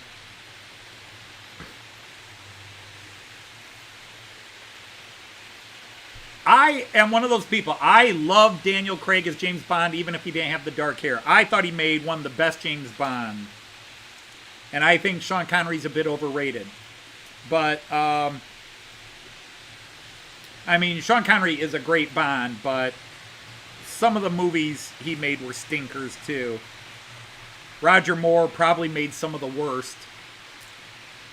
But,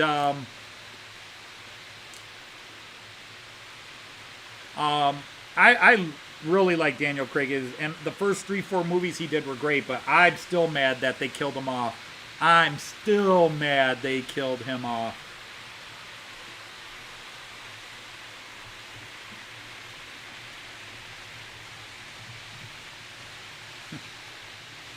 Well, then you must have really loved Julia Child, Mick.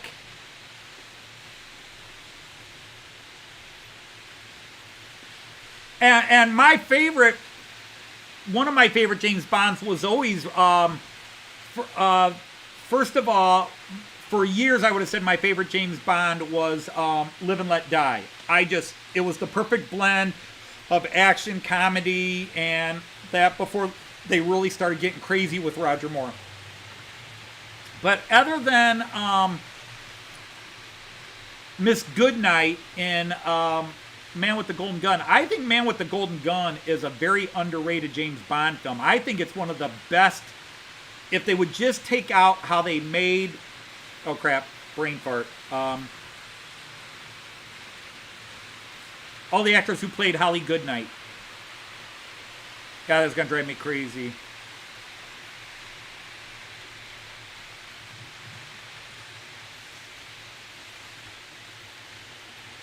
She was married to, Britt Eklund, that's her name, Britt Eklund. They had Britt Eklund, and she was such a bad actress, and then they gave her those very misogynistic, male chauvinistic bits. But if you take her performance or the script they gave her out, Man with the Golden Gun is a awesome drama. It's a great drama. I love Man with the Golden Gun.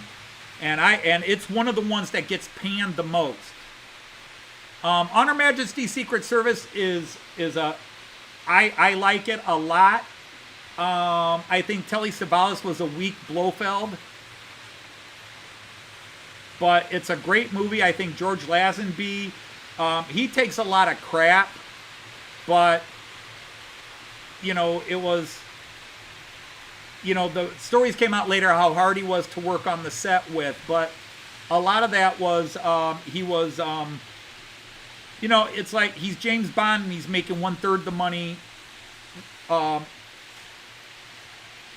Sean Connery made. And he's like, guys, I'm the new James Bond. I deserve at least something, maybe not Sean Connery money, but better than what you're paying me. So there was a lot of stuff involved there. But yeah, that's another underrated one because it's the only George Lazenby one. And it's more famous as George Lazenby being a pain in the butt than it is for the movie itself. But I think it's a very good movie. I wouldn't say it's my favorite. To be honest, my favorite is Casino Royale with Daniel Craig. I think Casino Royale, and of all the James Bond movies, even though they had to modernize it, and there's a couple of things that aren't, it's one of the closest to the actual books, because I have all the books and read all the books. It actually is very close to the plot line in the book. They obviously had to modernize it in a lot of ways, but the basic plot line and the characters are much truer to any of the books than anything else. Speaking of which, here she is.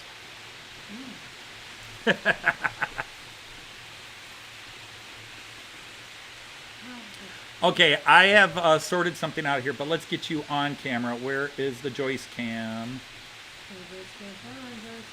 There's the Joyce view, except it's not on Joyce. Oh, Kieran's leaving? All right, Kieran, take care. Bye, Kieran. I need the microphone. Yeah. That's right. I'm just playing. Wow, do you look frazzled? Oh, good. Was it windy coming home? Oh, not terribly. It's very humid still. Oh, these stupid glasses make it even worse. I was going to say, okay, it must be humid because your hair is acting like it's humid or that you're frazzled. All right, one microphone for you, my beautiful love. Super. So bye, Kieran, if you didn't hear us. Good night, Kieran. Okay, hi, Tom. Hi, Bailey. Hi, Andy. Hi, Wolfsack. Hi, Mick. Hi, C-Gleis. Hi, Raymond. Hi, well chuffed. I know who you are. Hi, Ellen. You Hi, are in red Joseph. over blue. Hi, Dino. You know that? You're wearing red over blue. Right, what's the big deal with that? Oh, you know what red over blue is.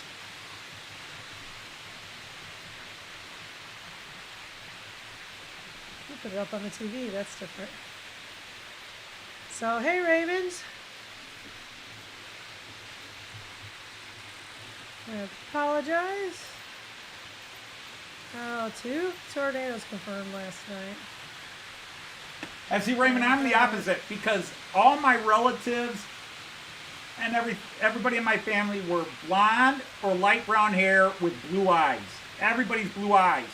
So I was always attracted to the opposites. It's like I could never get into redheads because my mom was a redhead. And you could almost call it an Oedipal complex in some ways. My mom was a redhead, and that put me off redheads. But dark hair and dark eyes. Oh, hi, Lindy. Hey, there she is! Yeah, very sleepy house here. Is Kyan awake? Oh, we gotta do it. Are you ready? You gotta do it? Hi, Kyan! Mwah. Oma Opa loves you. Hey, Kyan! And Lindy and Chris. Hey, Lynn and Chris, but we're not gonna be that excited. Sorry. Yep. I hope When you were 2-year-old, your mom and I were that happy for you too, but Oh, for sure. it's a grandparent thing now. You wouldn't understand. Oh, yeah. All right, what's the big deal It's a with red over grandparent. blue?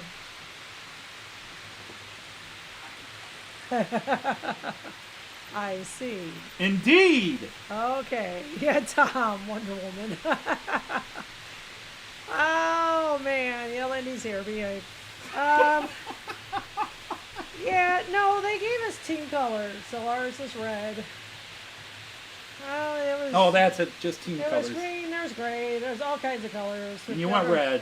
Ohio no, State. No, they did. They put they the 4th grade in They red. just assigned you. Yeah, they did. Oh, Tom, behave. Some things are not meant to be shared.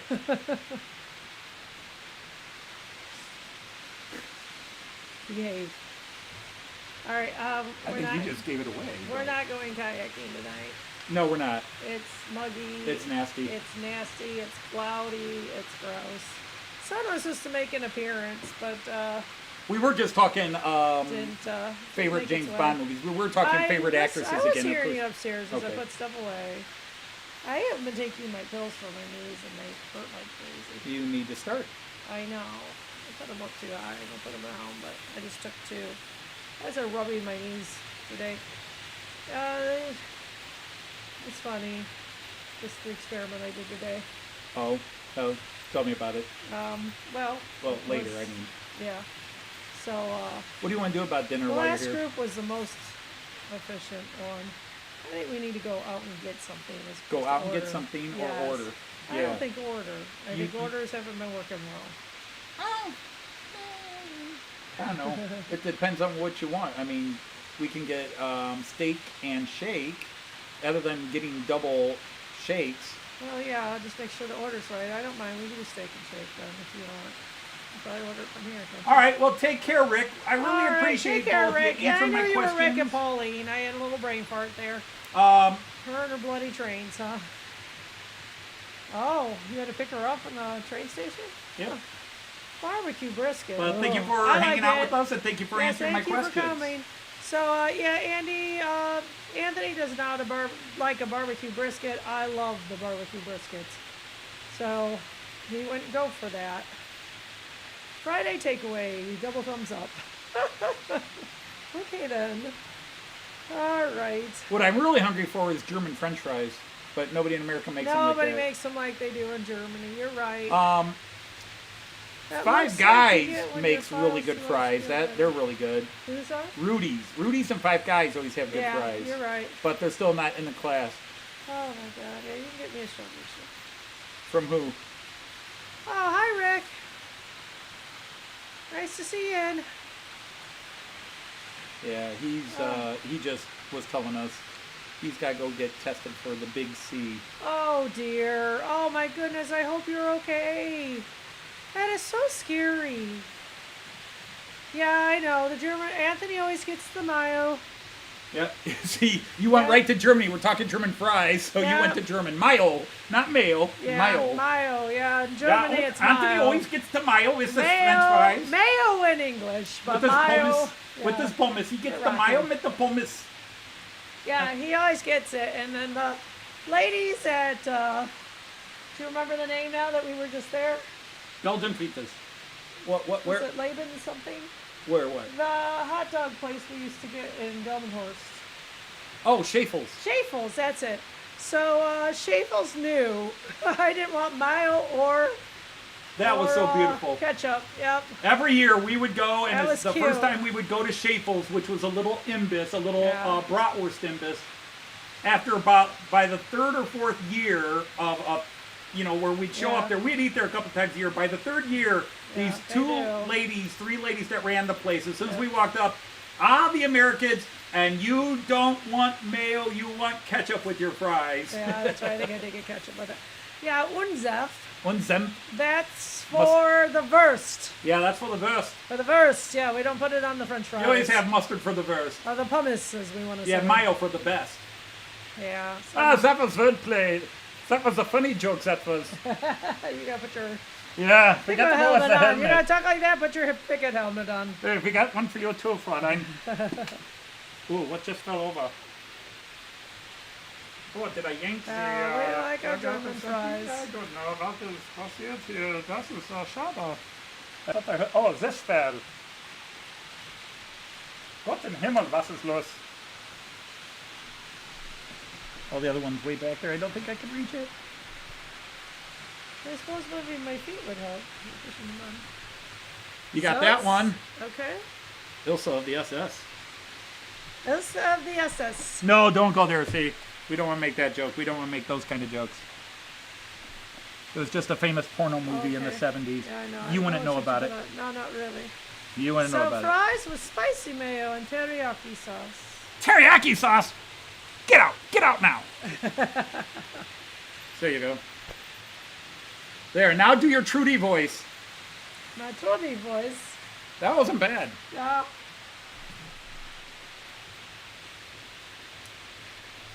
Why? I don't know, you just should do it. Why unus here? Was? Was? Why? What? Ice. Room. The room. Room is to here. No, vroom is the sound the car makes when it's going down the road. We say weasel. Weasel. We say weasel. Why? Weasel? Why? Had a schnelly outside, huh? Schnelly? He's a Britisher. I don't understand the Schnelly. What a schnelly is, indeed. Currywurst. This English Currywurst. nugget. Currywurst does not agree with me. It's okay going in, it ain't so good coming out. All right, that's sharing too much. That's sharing too This much. group can handle that. Oh, yeah, You yeah. see, I've been cleaning down here, moving things, getting things put away. You haven't noticed that piles of stuff are gone? Yeah, nice. Yeah. Getting ready. I'm talking myself into it's get to work time. Get to work time. Super. So yeah, no, I don't do curry roast. I will do a roast. Don't put any curry on it, please. And I don't want curry ketchup either. The Indians can keep their curry, and if you all like it, that's perfectly fine. Schnellimbiss. Huh. Oh, Fast Indus. a schnelly. See, I've never heard them referred to that. I've never heard them as a schnelly either. No, Schnellimbiss. I've heard. Schnellimbiss. Schnelly. I've never heard. I've never heard anybody call it a schnelly.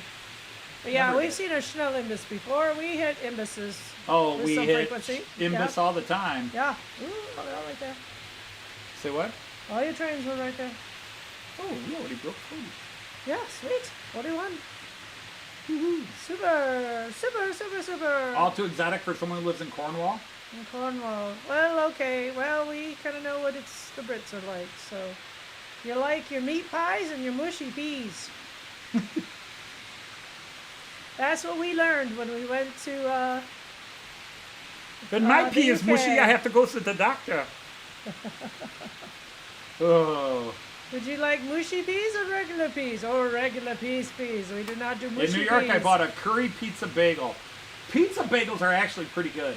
Yeah, but I want to put curry I on like it. bagels. I like Wow. bagels. Ciao, vey. I like bagels Yeah, me too. and Cornish pasties. Yeah, you hate the mushy peas. It just feels... Good. Mushy. I can't even Wrong. get past the name of it, truly. We did look up how they're made, and yeah, no. That's just no. How many of you do cucumbers and vinegar? I think vinegar, onion, and pickle, or the cucumbers. And I forget what else my mom put it, but she absolutely loved it, and nope, not me. I would suggest that was from her English sides. Fish and chips. Oh. I actually enjoyed fish and chips. Joyce, I was got too over them. oily, too I got greasy. over them too fast because, oh my golly, were they greasy. And you just and that's gotta, the only way I'll eat fish. Paste. Deep fried. Batter dipped. you deep gotta fried. pace yourself, I guess. So the yell told me we just have to find the right place. I did fish and chips 3 times. Liked them all 3 times. So I guess when we are at Getz, if you know a good place, maybe can get it again. But yeah. Raymond, you gotta find some different foods. The All the grease foods you're hit me. naming are things I'm like, ugh! We gotta find common Yeah, ground Raymond, in find food. We some gotta better find food. common ground on Yeah. food, Raymond Anthony. How to get from hot girls to mushy peas? Because I came down. That usually happens. Never mind. I won't. You got there because I came down and you quit talking about the girls. So the next thing you went to was food. Relationship? Actually, we went to Hot Figure it Girls out. to James Bond. Figure it And out. Hot Girls in James Figure it Bond. out yourself. Teacher. Arthur Avenue in the Bronx. Best Italian Back to food the anywhere. bromide. Outside of Italy, maybe. Better Italian food. Every time I meet an That would be Italian, interesting. a true Italian, whether in Germany or in Europe or somebody traveling from Italy, they always say, I've been to New York. It's not Italian food. I love chicken pot pie myself. Anthony does not. And what the heck is a crisp buddy, Alan? Needs more description than that. A crisp buddy, a jam buddy. I only know about Wow, those we're sharing because cultures it was here. in This it was is a in Hard Day's multicultural- Night. It's a multicultural stream here. Let's In share Hard Day's cultures. Night, Paul's complained they didn't get any food. Night, Hemmeldown. Well, hi, Mark. Potato He's chip just coming in. buddy. So potato chips with butter? A jam buddy. I've heard This of time I tried jam the buddies. Dutch Toby. It's a A roll. roll with potato chips in it. It's a roll. A buddy is a roll. Okay. A pastry, I assume, of some kind. Yeah, I'm still not with you. Because I You're know giving jam me more buddies. I've never information. heard of a You're giving me more information, but it still ain't making sense. and yeah, here. crisp. See, we're thinking crisp as in what a potato chip tastes like, but that's what they're called in the UK. They're called crisp. Yeah, I know. Chips are fries, Chips. crisp are potato chips. Trains, Beatles, Girls 007, food only on here. Fried That's right. chicken strips. A We side cover of all the fries, important a topics. biscuit and coleslaw. I would do everything with that except for the coleslaw. Trains, Beatles, Girls 007, food only here. I can do fried chicken strips. I can do fried chicken strips. So we could eat that. And So a side of Chris fries and a Buddy. biscuit. The coleslaw goes. Pickle buddies. Oof. I'm sorry, pickle buddy sounds like a slang term for something very hell, wrong. Time to Google. You guys aren't helping. Move. He's my pickle buddy. Let's see, which one are we going for? Crisp buddy. Okay, call it a potato chip. Crisp butty. See, I only know jam buddies. Crisp buddy recipe. That'll help. The perfect crisp sandwich. 2 medium slices of soft waffle bread. It looks like what you do. No, I put potato chips on my bologna and cheese sandwiches, and it's yummy. Bologna, cheese, and potato chips sandwich. So some of our favorite crisp flavors we may include on a crispy sandwich include salt and vinegar, cheese and onion, plain, smoky bacon, and roast ox. But they're calling it, yeah, so a But buddy. really, most chips. Andy, hot dog pilot Andy, I think it was the one who came up and said, think of it as a sandwich. Okay. A buddy is a sandwich. So sort of, okay, like a New York deli where A you're sandwich. layering all this stuff on it. Okay. But bread with potato chips. Okay. What is a British crisp? What is an Irish crisp? How to make an Irish crisp? Why is Sandwich. a buddy called a buddy? Yeah, sandwich. Got a pretty sandwich on it. Hey, buddy. Sandwich includes crisp as the filling, or on its own, crisp only in bread. So it's a potato chip sandwich. Yeah, that's what Alan said. Yeah, all right, gotcha. Wonderful spam. So how do the Irish do it? 2 slices of white bread, generous heaping of butter, potato cheese, Butter, and onion Irish, flavored yes. crisp.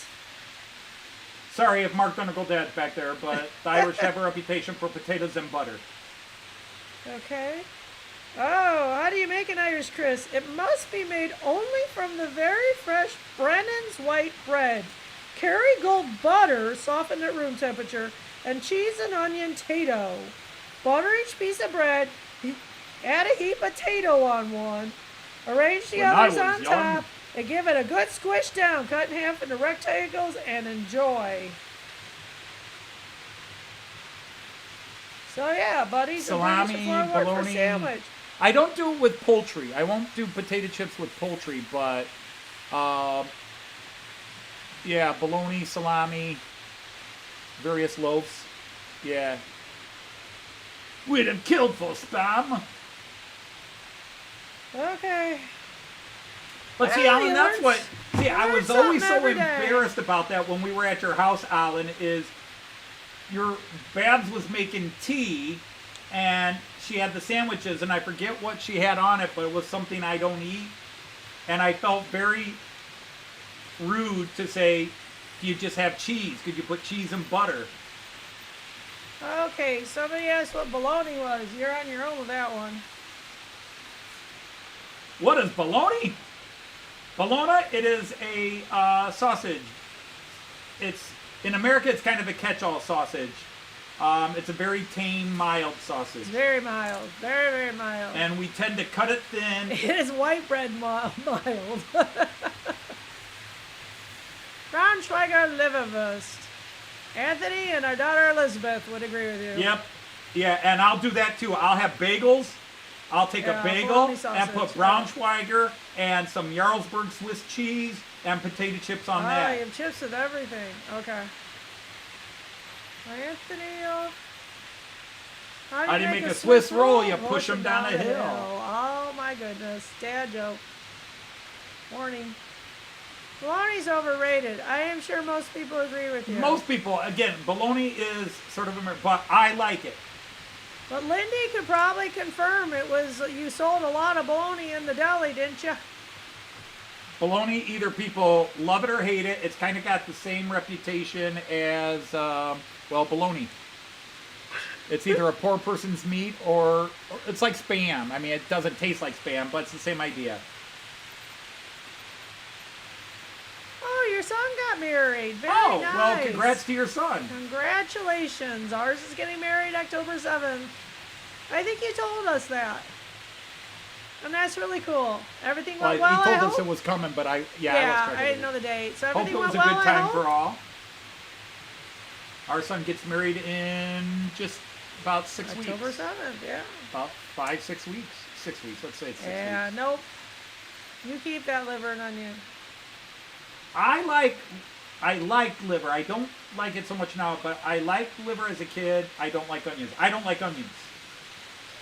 I don't like liver either. I'm a really picky eater. I'm an obnoxious eater. That's why you should never invite me to your house to feed me, because there's basically, if it's not Anthony. cow and cheese, Andy. which also comes from a cow when you think about it, I tend not to eat it. Oh, terrific. That's super nice. That's where they honeymooned, is in Disney. I believe our two are going to Colombia. I don't know if they've even Well, made actually, a train trip. their Swiss cheese, in America, Swiss cheese is a specific type of cheese. In Switzerland, there is a family of Swiss cheeses. For example, there's Emmentaler, which is Emmentaler Swiss cheese. And American Swiss cheese, the closest Swiss cheese in Switzerland is Emmentaler. American Swiss cheese is basically Emmentaler. But that's the thing. If you go to Switzerland and say I want, or you go to Germany and say I want Swiss cheese, they're going to say what kind. There's Jarlsberg, which is Danish Swiss cheese. It's Jarlsberg Swiss.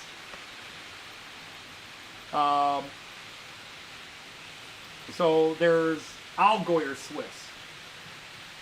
So there's just all kinds of Swiss cheese. In America, you have Swiss, and then you have Baby Swiss, Big Eye Swiss, Lacy Swiss, but it all basically tastes the same. In Germany, Germany and Switzerland, the various Swiss cheeses have distinct flavors. Although I will say Baby Swiss tastes different than standard Swiss. You don't like it as much, I don't think. No, I love Baby Swiss. It's creamier because it hasn't aged as much. They take it out of the process. You can give me Baby Swiss as a change up now and then. You weren't liking Baby No, Swiss. I love Baby That's why Swiss. I didn't get it. Oh my goodness. I like any Swiss. I like any cheese that doesn't suddenly have Raymond has pimento or questions. olive or onion or chive in it. You know, when it's just the cheese or the mold that comes with the cheese. I like my moldy cheeses too. I like Roquefort. I love Blue. I love Gorgonzola. I've really gotten into Gorgonzola the last few years. Munster. What are your bread and dripping? What are you dripping? Dropping for chips. Well, I said dripping. I thought so did, Bread and dripping. yeah. I love cheeses. Yeah, Alan called it dripping. So what is dripping? What's your mold to be planned? Gee. Canadian bacon is called Canadian bacon. We call it ham. Yeah, it really is. Oh, animal fat. Okay. To each his own. Yeah. We did that. My mom would cook roast beef, pork, or whatever, and you'd have the residue, and she would pour flour into it. Old hillbilly recipes. You pour flour into the residue, animal juice and fat, mix it up, and it was a thick gravy. Oh, yeah, we make gravy that way too. I do at Thanksgiving. I get all the drippings off the turkey. Well, I'll do that like even when I make meatloaf, I'll take a bun and bread and cheese and dip it in the residual leftover fat. You are not wrong, Raymond. Not true cheese at all. Right, and in fact, they can't call it cheese. Yeah, they can't. It has to say American cheese food. Yep. Processed cheese food. Well, I like it. I accept it, even if it is the bastard ugly child of real cheeses. Yeah. I accept it and like it.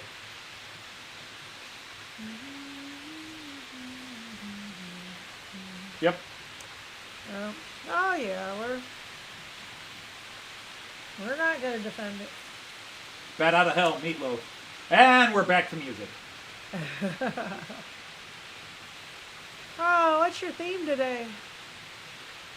My theme today was lights. Everything lights up, except my IC2s are blinking. Oh, that's annoying.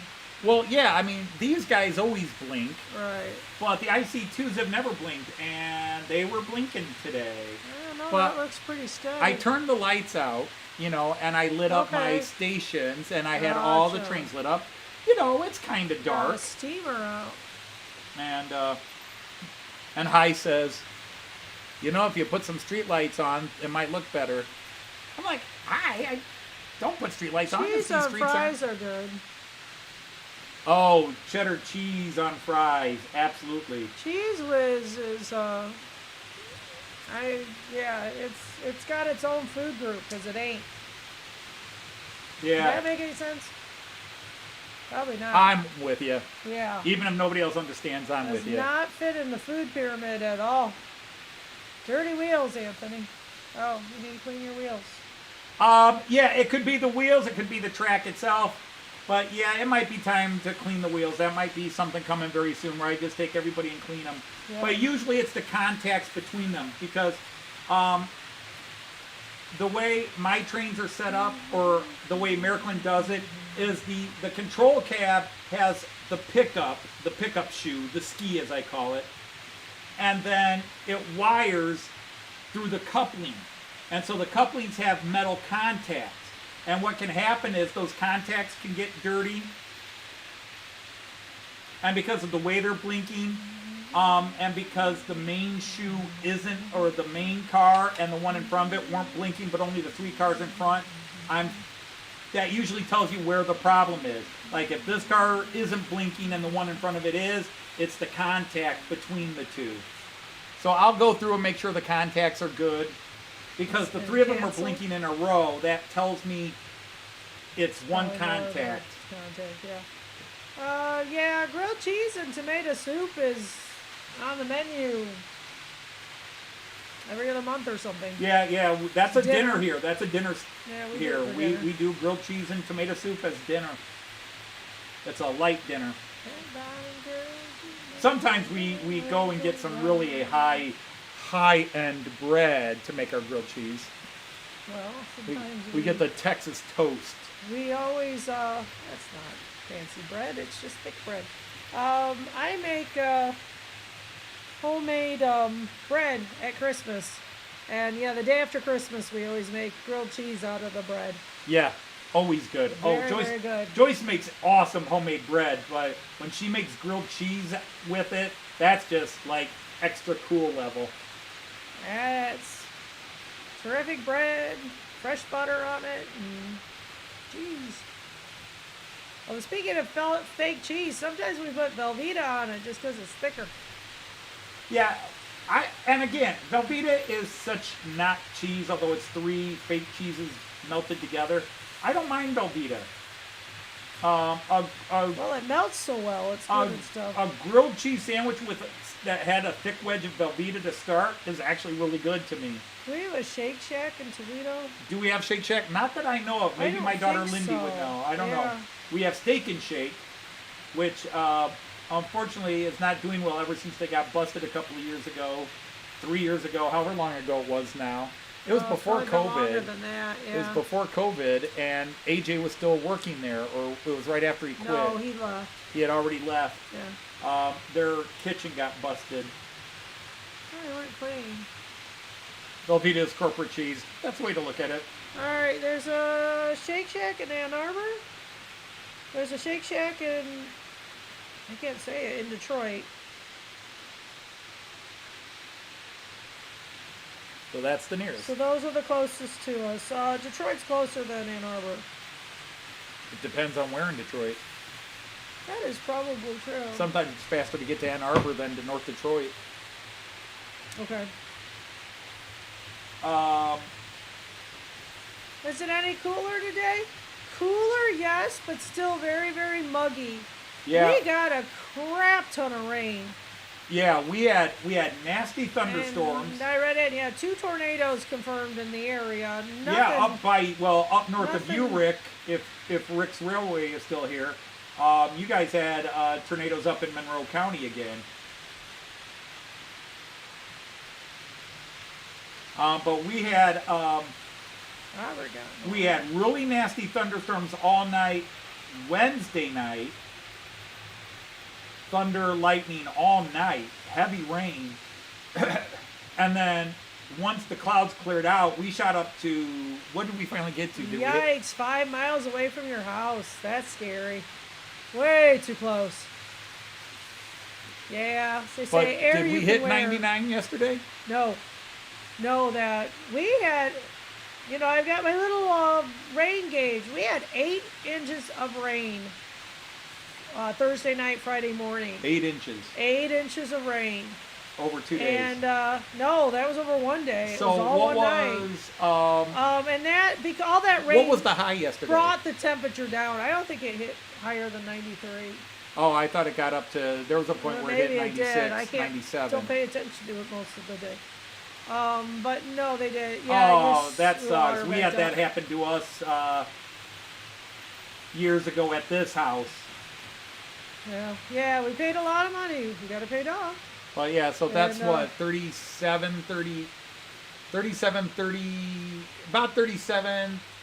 and a half, 37 Celsius yesterday. And then, It is going to be cool next week, though. and then today it got up to Lower 80s. lower 80s. So 12 yeah, to but the 15 dew degrees point's still in the Fahrenheit. upper 60s. So lower 80s, that's about 31, Very muggy. Yeah. 30, 31 It's- yeah. Celsius. Well, the biggest problem, Joseph, is that ocean is so hot that if anything has a chance to form, it's going likely to get pretty big. And it's going to get ugly Yeah. big. So I think they're worried about one that's out there now. They think it might turn and hit the upper part of the U.S., the northern part, I should say. Well, that is why we now have a sump pump in our basement as well as a whole Yeah. new weeping system. Right. And in some ways a whole new layout. Yep. Um, Yeah, he does. Yeah, well, We had- the sump pump's been working pretty hard we here. were in Germany. Yeah. We were in Germany and the water backed up. From the sewer, so it was gross water. Wasn't Yeah. rainwater. And it did a lot of damage in the basement, and we got rid of the flooring and the furniture. The insurance would have covered it even better than they did, but somebody decided to be too honest. We spent all of the money we had. No, but the point is, I'm like, I had a desk that was probably worth $50, but to replace that desk was going to cost $200 because it was a nice desk, but it was worn out. Yeah. So before I could tell the guy it was a $200 desk, Joey said, "Oh, it was only worth $50." Yeah, I shut up eventually. It really wasn't poopy. It just was. Oh, you know, they'd like all the because sewer a lot drain of the stuff. furniture was made with particle board, Yeah, which it just was sucked bad. the water up and It molded did. up by the time we got home from Germany. Our poor kids. I say Oh. we weren't home. They had a tornado warning at the same time, so they panicked and called my mom, who came and got them. I think that's when they locked themselves out of the house. But anyway, poor thing, she was trying to figure out how. Oh, that's horrible, Rick. She was trying to figure out how to clean this, and we're just telling her just put fans on it and things like that. We got home, and the smell was And the basement was so bad. horrible. It was a The combination of 14-hour mold. traveling from Germany to home, and as soon as I walked in, I set the suitcases down and grabbed my knife, and before I rested, or I think I rested for an hour. No, you didn't. Because I wanted to do it, and you said, no, we're going to bed. We did it the next morning. We called the insurance guy, and he said, go ahead and cut it. Nope, I swear I came in and started ripping you it out. yelled at me because I wanted to take care of it. You said, just go. But it smelled so bad because there was bacteria growing, and she had put some products on it. Oh, wow. It was bad. But poor honey, you're still in What? here. That You know, was an and that awful lot carpeting for weighed you about- to deal with. She was a teenager. The carpeting weighed about 5 times what it would normally weigh. Oh, It was yeah. just so saturated. So yeah, by the next afternoon, it was all out in the front yard, It was all waiting to out. be picked up. At the garbage dump. Yep. And yeah, that was a mess. And that's not when And we then got. That's slowly, not when we I had did to it. save my books. I lost some books. Yeah. The bookshelves were in bad shape. I tried to save what I could. Yeah. Because we had a big library down there. It probably Entertainment was. system, library, It was desk. probably 10 more years before we finally called Replaced somebody and all of got it. the weeping system put in. But from that time on, we started having little water problems. Yeah, we were. Where if we had heavy rains outside, we'd have just little areas around That were damp. the house that were around the basement here that were damp. So finally, we called and had it investigated. And they said, "Yeah, your walls are saturated with water." Thank and- goodness it is. We've done pretty well with it so far. Well, yeah, the weeping system I pretty don't even know well, how many years. totally well. Yeah.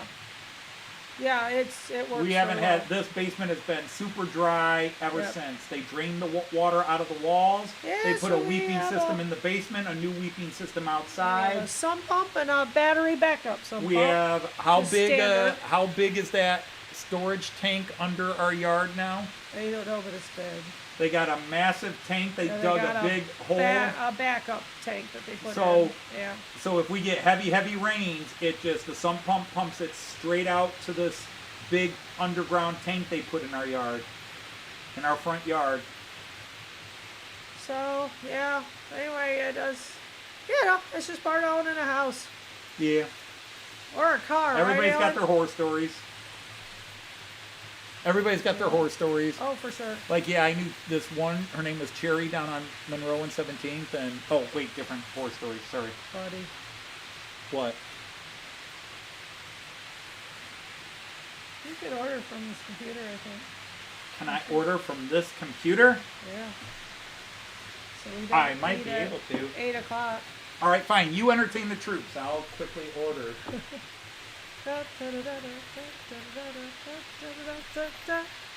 Really? Sorry. You told me to entertain the troops. I don't know. So we could talk about trains, or we could talk about more food, or music. Somebody go. I'm done talking about my wet basement. Or my not wet basement. But it killed off 10 minutes. Otherwise, I people just know. watching our trains go in circles. Alright, somebody came in. So hi to whoever came in. Oh, we only have 22 people in right now. Well, it flipped up to 23, now 22, so maybe they came and left. I am in the wrong place. What the hell? Well, you know, so I don't know, wasn't it rainy in the UK, most of the UK this year? Thank you, Dino. I haven't done my Daisy. Daisy asks, please hit the like button. okay, there we are. gentlemen." So who do you want? Steak and shake? Yeah, let's do it. Straighten out that order, though. Yeah, I will just. This never airs if I throw it away. So have you guys been very wet and cool this summer?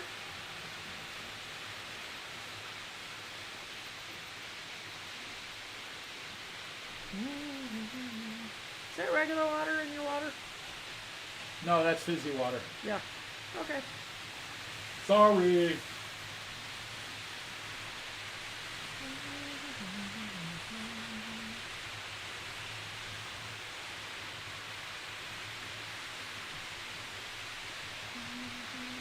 All right, wifey poo. Go see the chick out.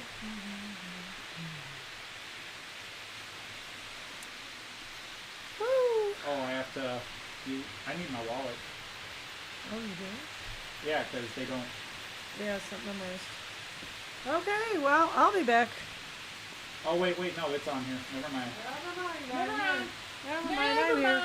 I'm here. So, building up to the rainy season.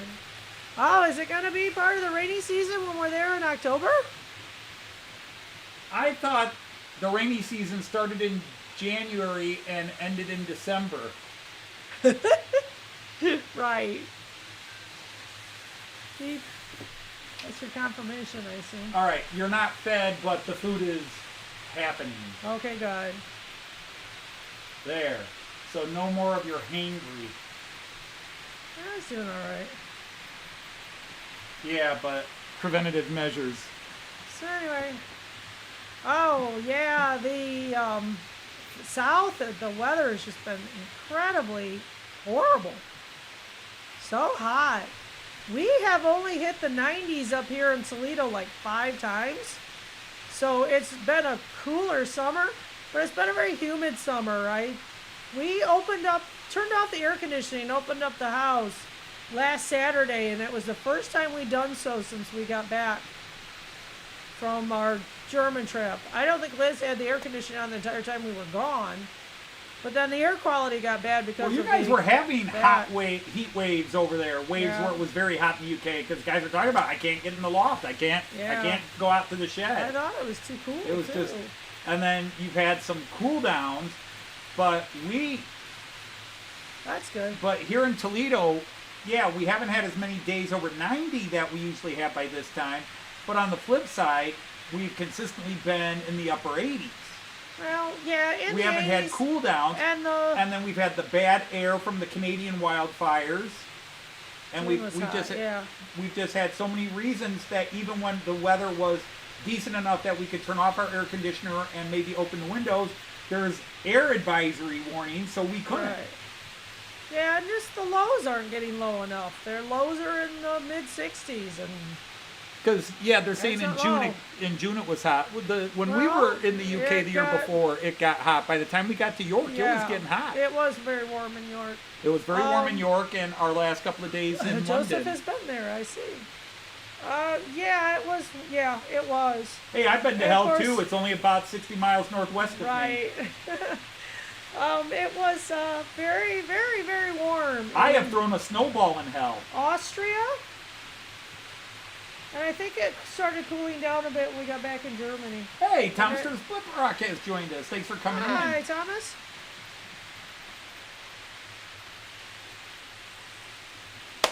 But, I've actually thrown a snowball in hell.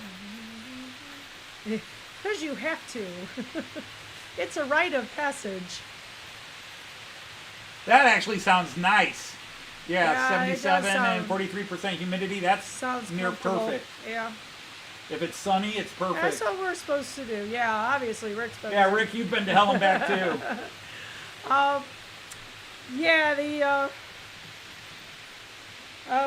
Next Wednesday, it's supposed to be so cool.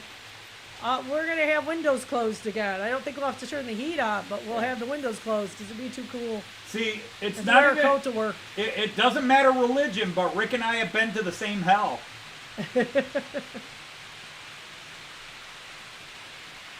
Been to hell a few times. I don't know. Rick, how many times have you been to hell and back?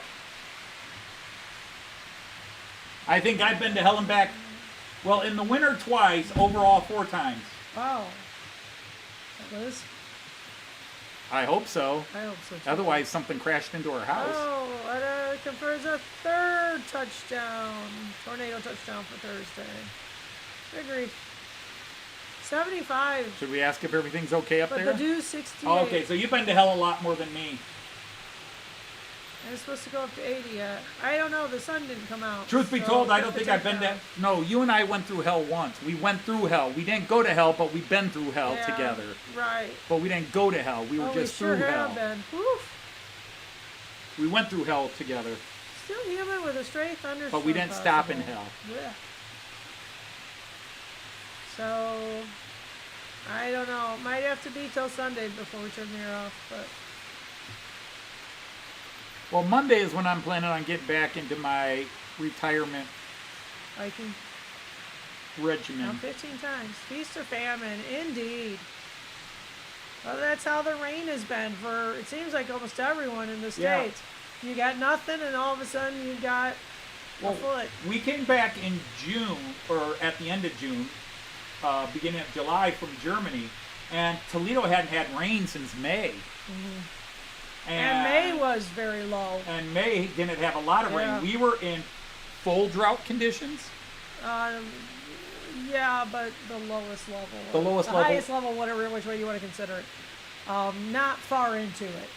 We were in official drought conditions, but not the worst drought conditions. But we were in official drought conditions.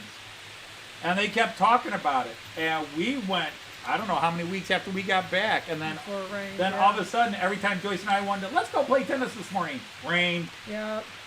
I guess we're going to play tomorrow. Rain. 96 and humid. Gross. Okay. Oh, an acre. Wow. I hope he sits for it. You know, rides.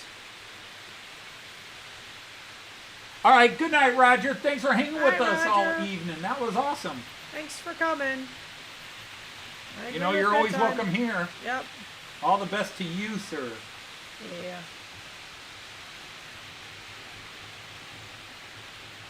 I've got a phone number and I still haven't been able to call, but it's pretty certain.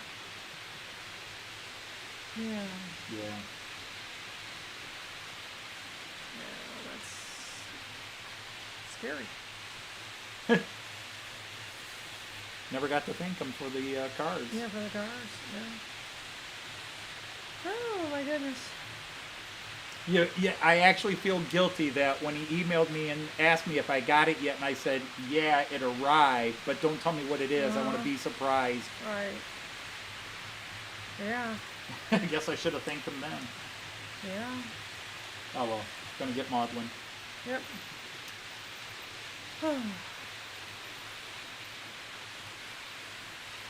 Hey, Roger's actually Ringo. Peace and love.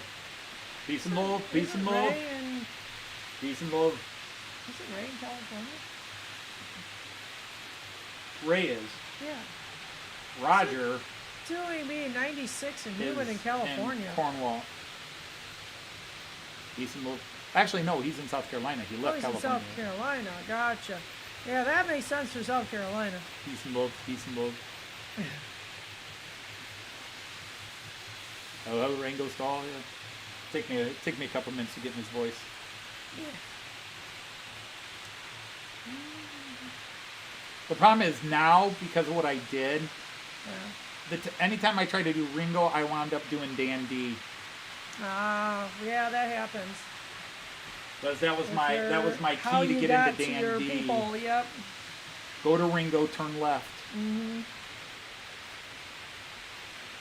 Yeah, I'm starting to see the light of my room, my classroom. But I haven't hung anything up. And What, have they been keeping you in the closet or what? Just in work, getting stuff done. Oh, getting your room. In other words, getting your room set up the way you want it. Exactly. Thank you. And so, but I'm not taping anything. I thought you were having. It's just too humid. So Monday, my thing will be to tape everything There's up. only I don't one hang up. Ringo. Oh yeah, I don't know of any. I don't know. Anybody Well, named there was their the kid Ringo? famous Western guy, Johnny Ringo, the famous gunslinger Johnny Ringo. Okay. Don't bring Pete Best in. Pete Worst. I think we're more bitter after going through his museum. Oh, yeah. We went through the Beatles Museum in Liverpool, and it was the Pete Best and his mom museum. Yeah, it was. It's actually owned by Neil Aspinall. It's a weird story. Neil Aspinall was friends of the Beatles, and then he was one of their roadies. And then he eventually became he stayed with them through everything, and then he ran Apple when the Beatles broke up and everything. He ran Apple Corps as long as it was existed. And he was an executive producer, and he did movies. But apparently, he had an affair with Pete Best's mom. Even though he was young enough to be Pete Best's mom's son, he had an affair, and she got pregnant and had a son. So that son is the son of Neil Aspinall and the half brother of Pete Best. And so he runs the Beatles Museum, which is co-owned by the Aspinall family and the Pete Best family. And oh my God, apparently Pete Best's mom invented the cure for herpes, and she did everything, and the Beatles would have never been anything without her or Pete Best. Right.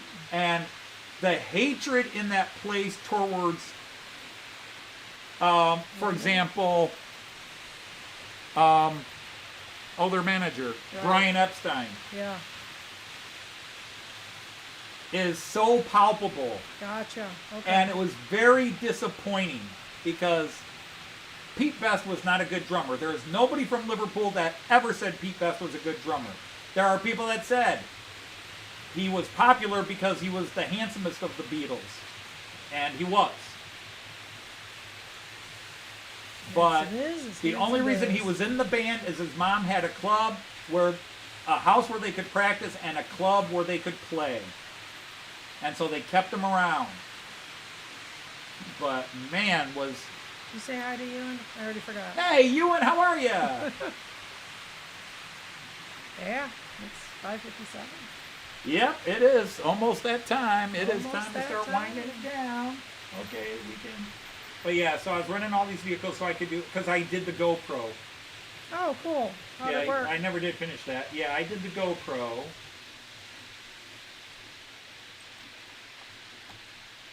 And, Well, at least you are missing the hurricane that went through California. okay, you want to turn off the British stuff? Sure.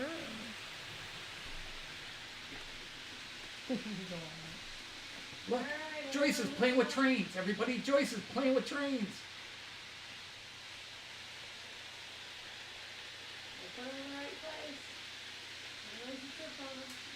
Quick, Joyce, what train did you just park? The Mallard, correct. And what's the one you're parking now? That's the one I got you. What? That's the one I got you. Yes, and what is it? Azuma. And do you know what class of Azuma? There's only one class of Azuma. No. It is whatever the heck I got you. It's It's whatever Alan linked. there's only one class. It's It's the 800. only and what Azuma is automatically Alan 800. linked to me.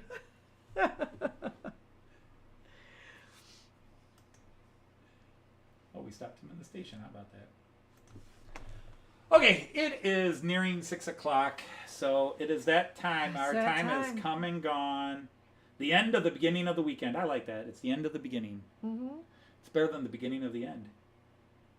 Yeah. Amazing. We talked Beatles, and I was actually in a Beatles shirt today. My Not Beatles album shirt. Much of a coincidence, truly. Well, I didn't intend to talk about the Beatles. It Okay. wasn't on the Yeah. Understood. boards. It just kind of came up through other chat. What were you going to talk about? I had no topics today. I talked about, Märklin? Oh, that's what you're running. yeah. Okay. Yeah, I always print out the trains I plan on running for the day. Although I did change. I Okay. moved one train.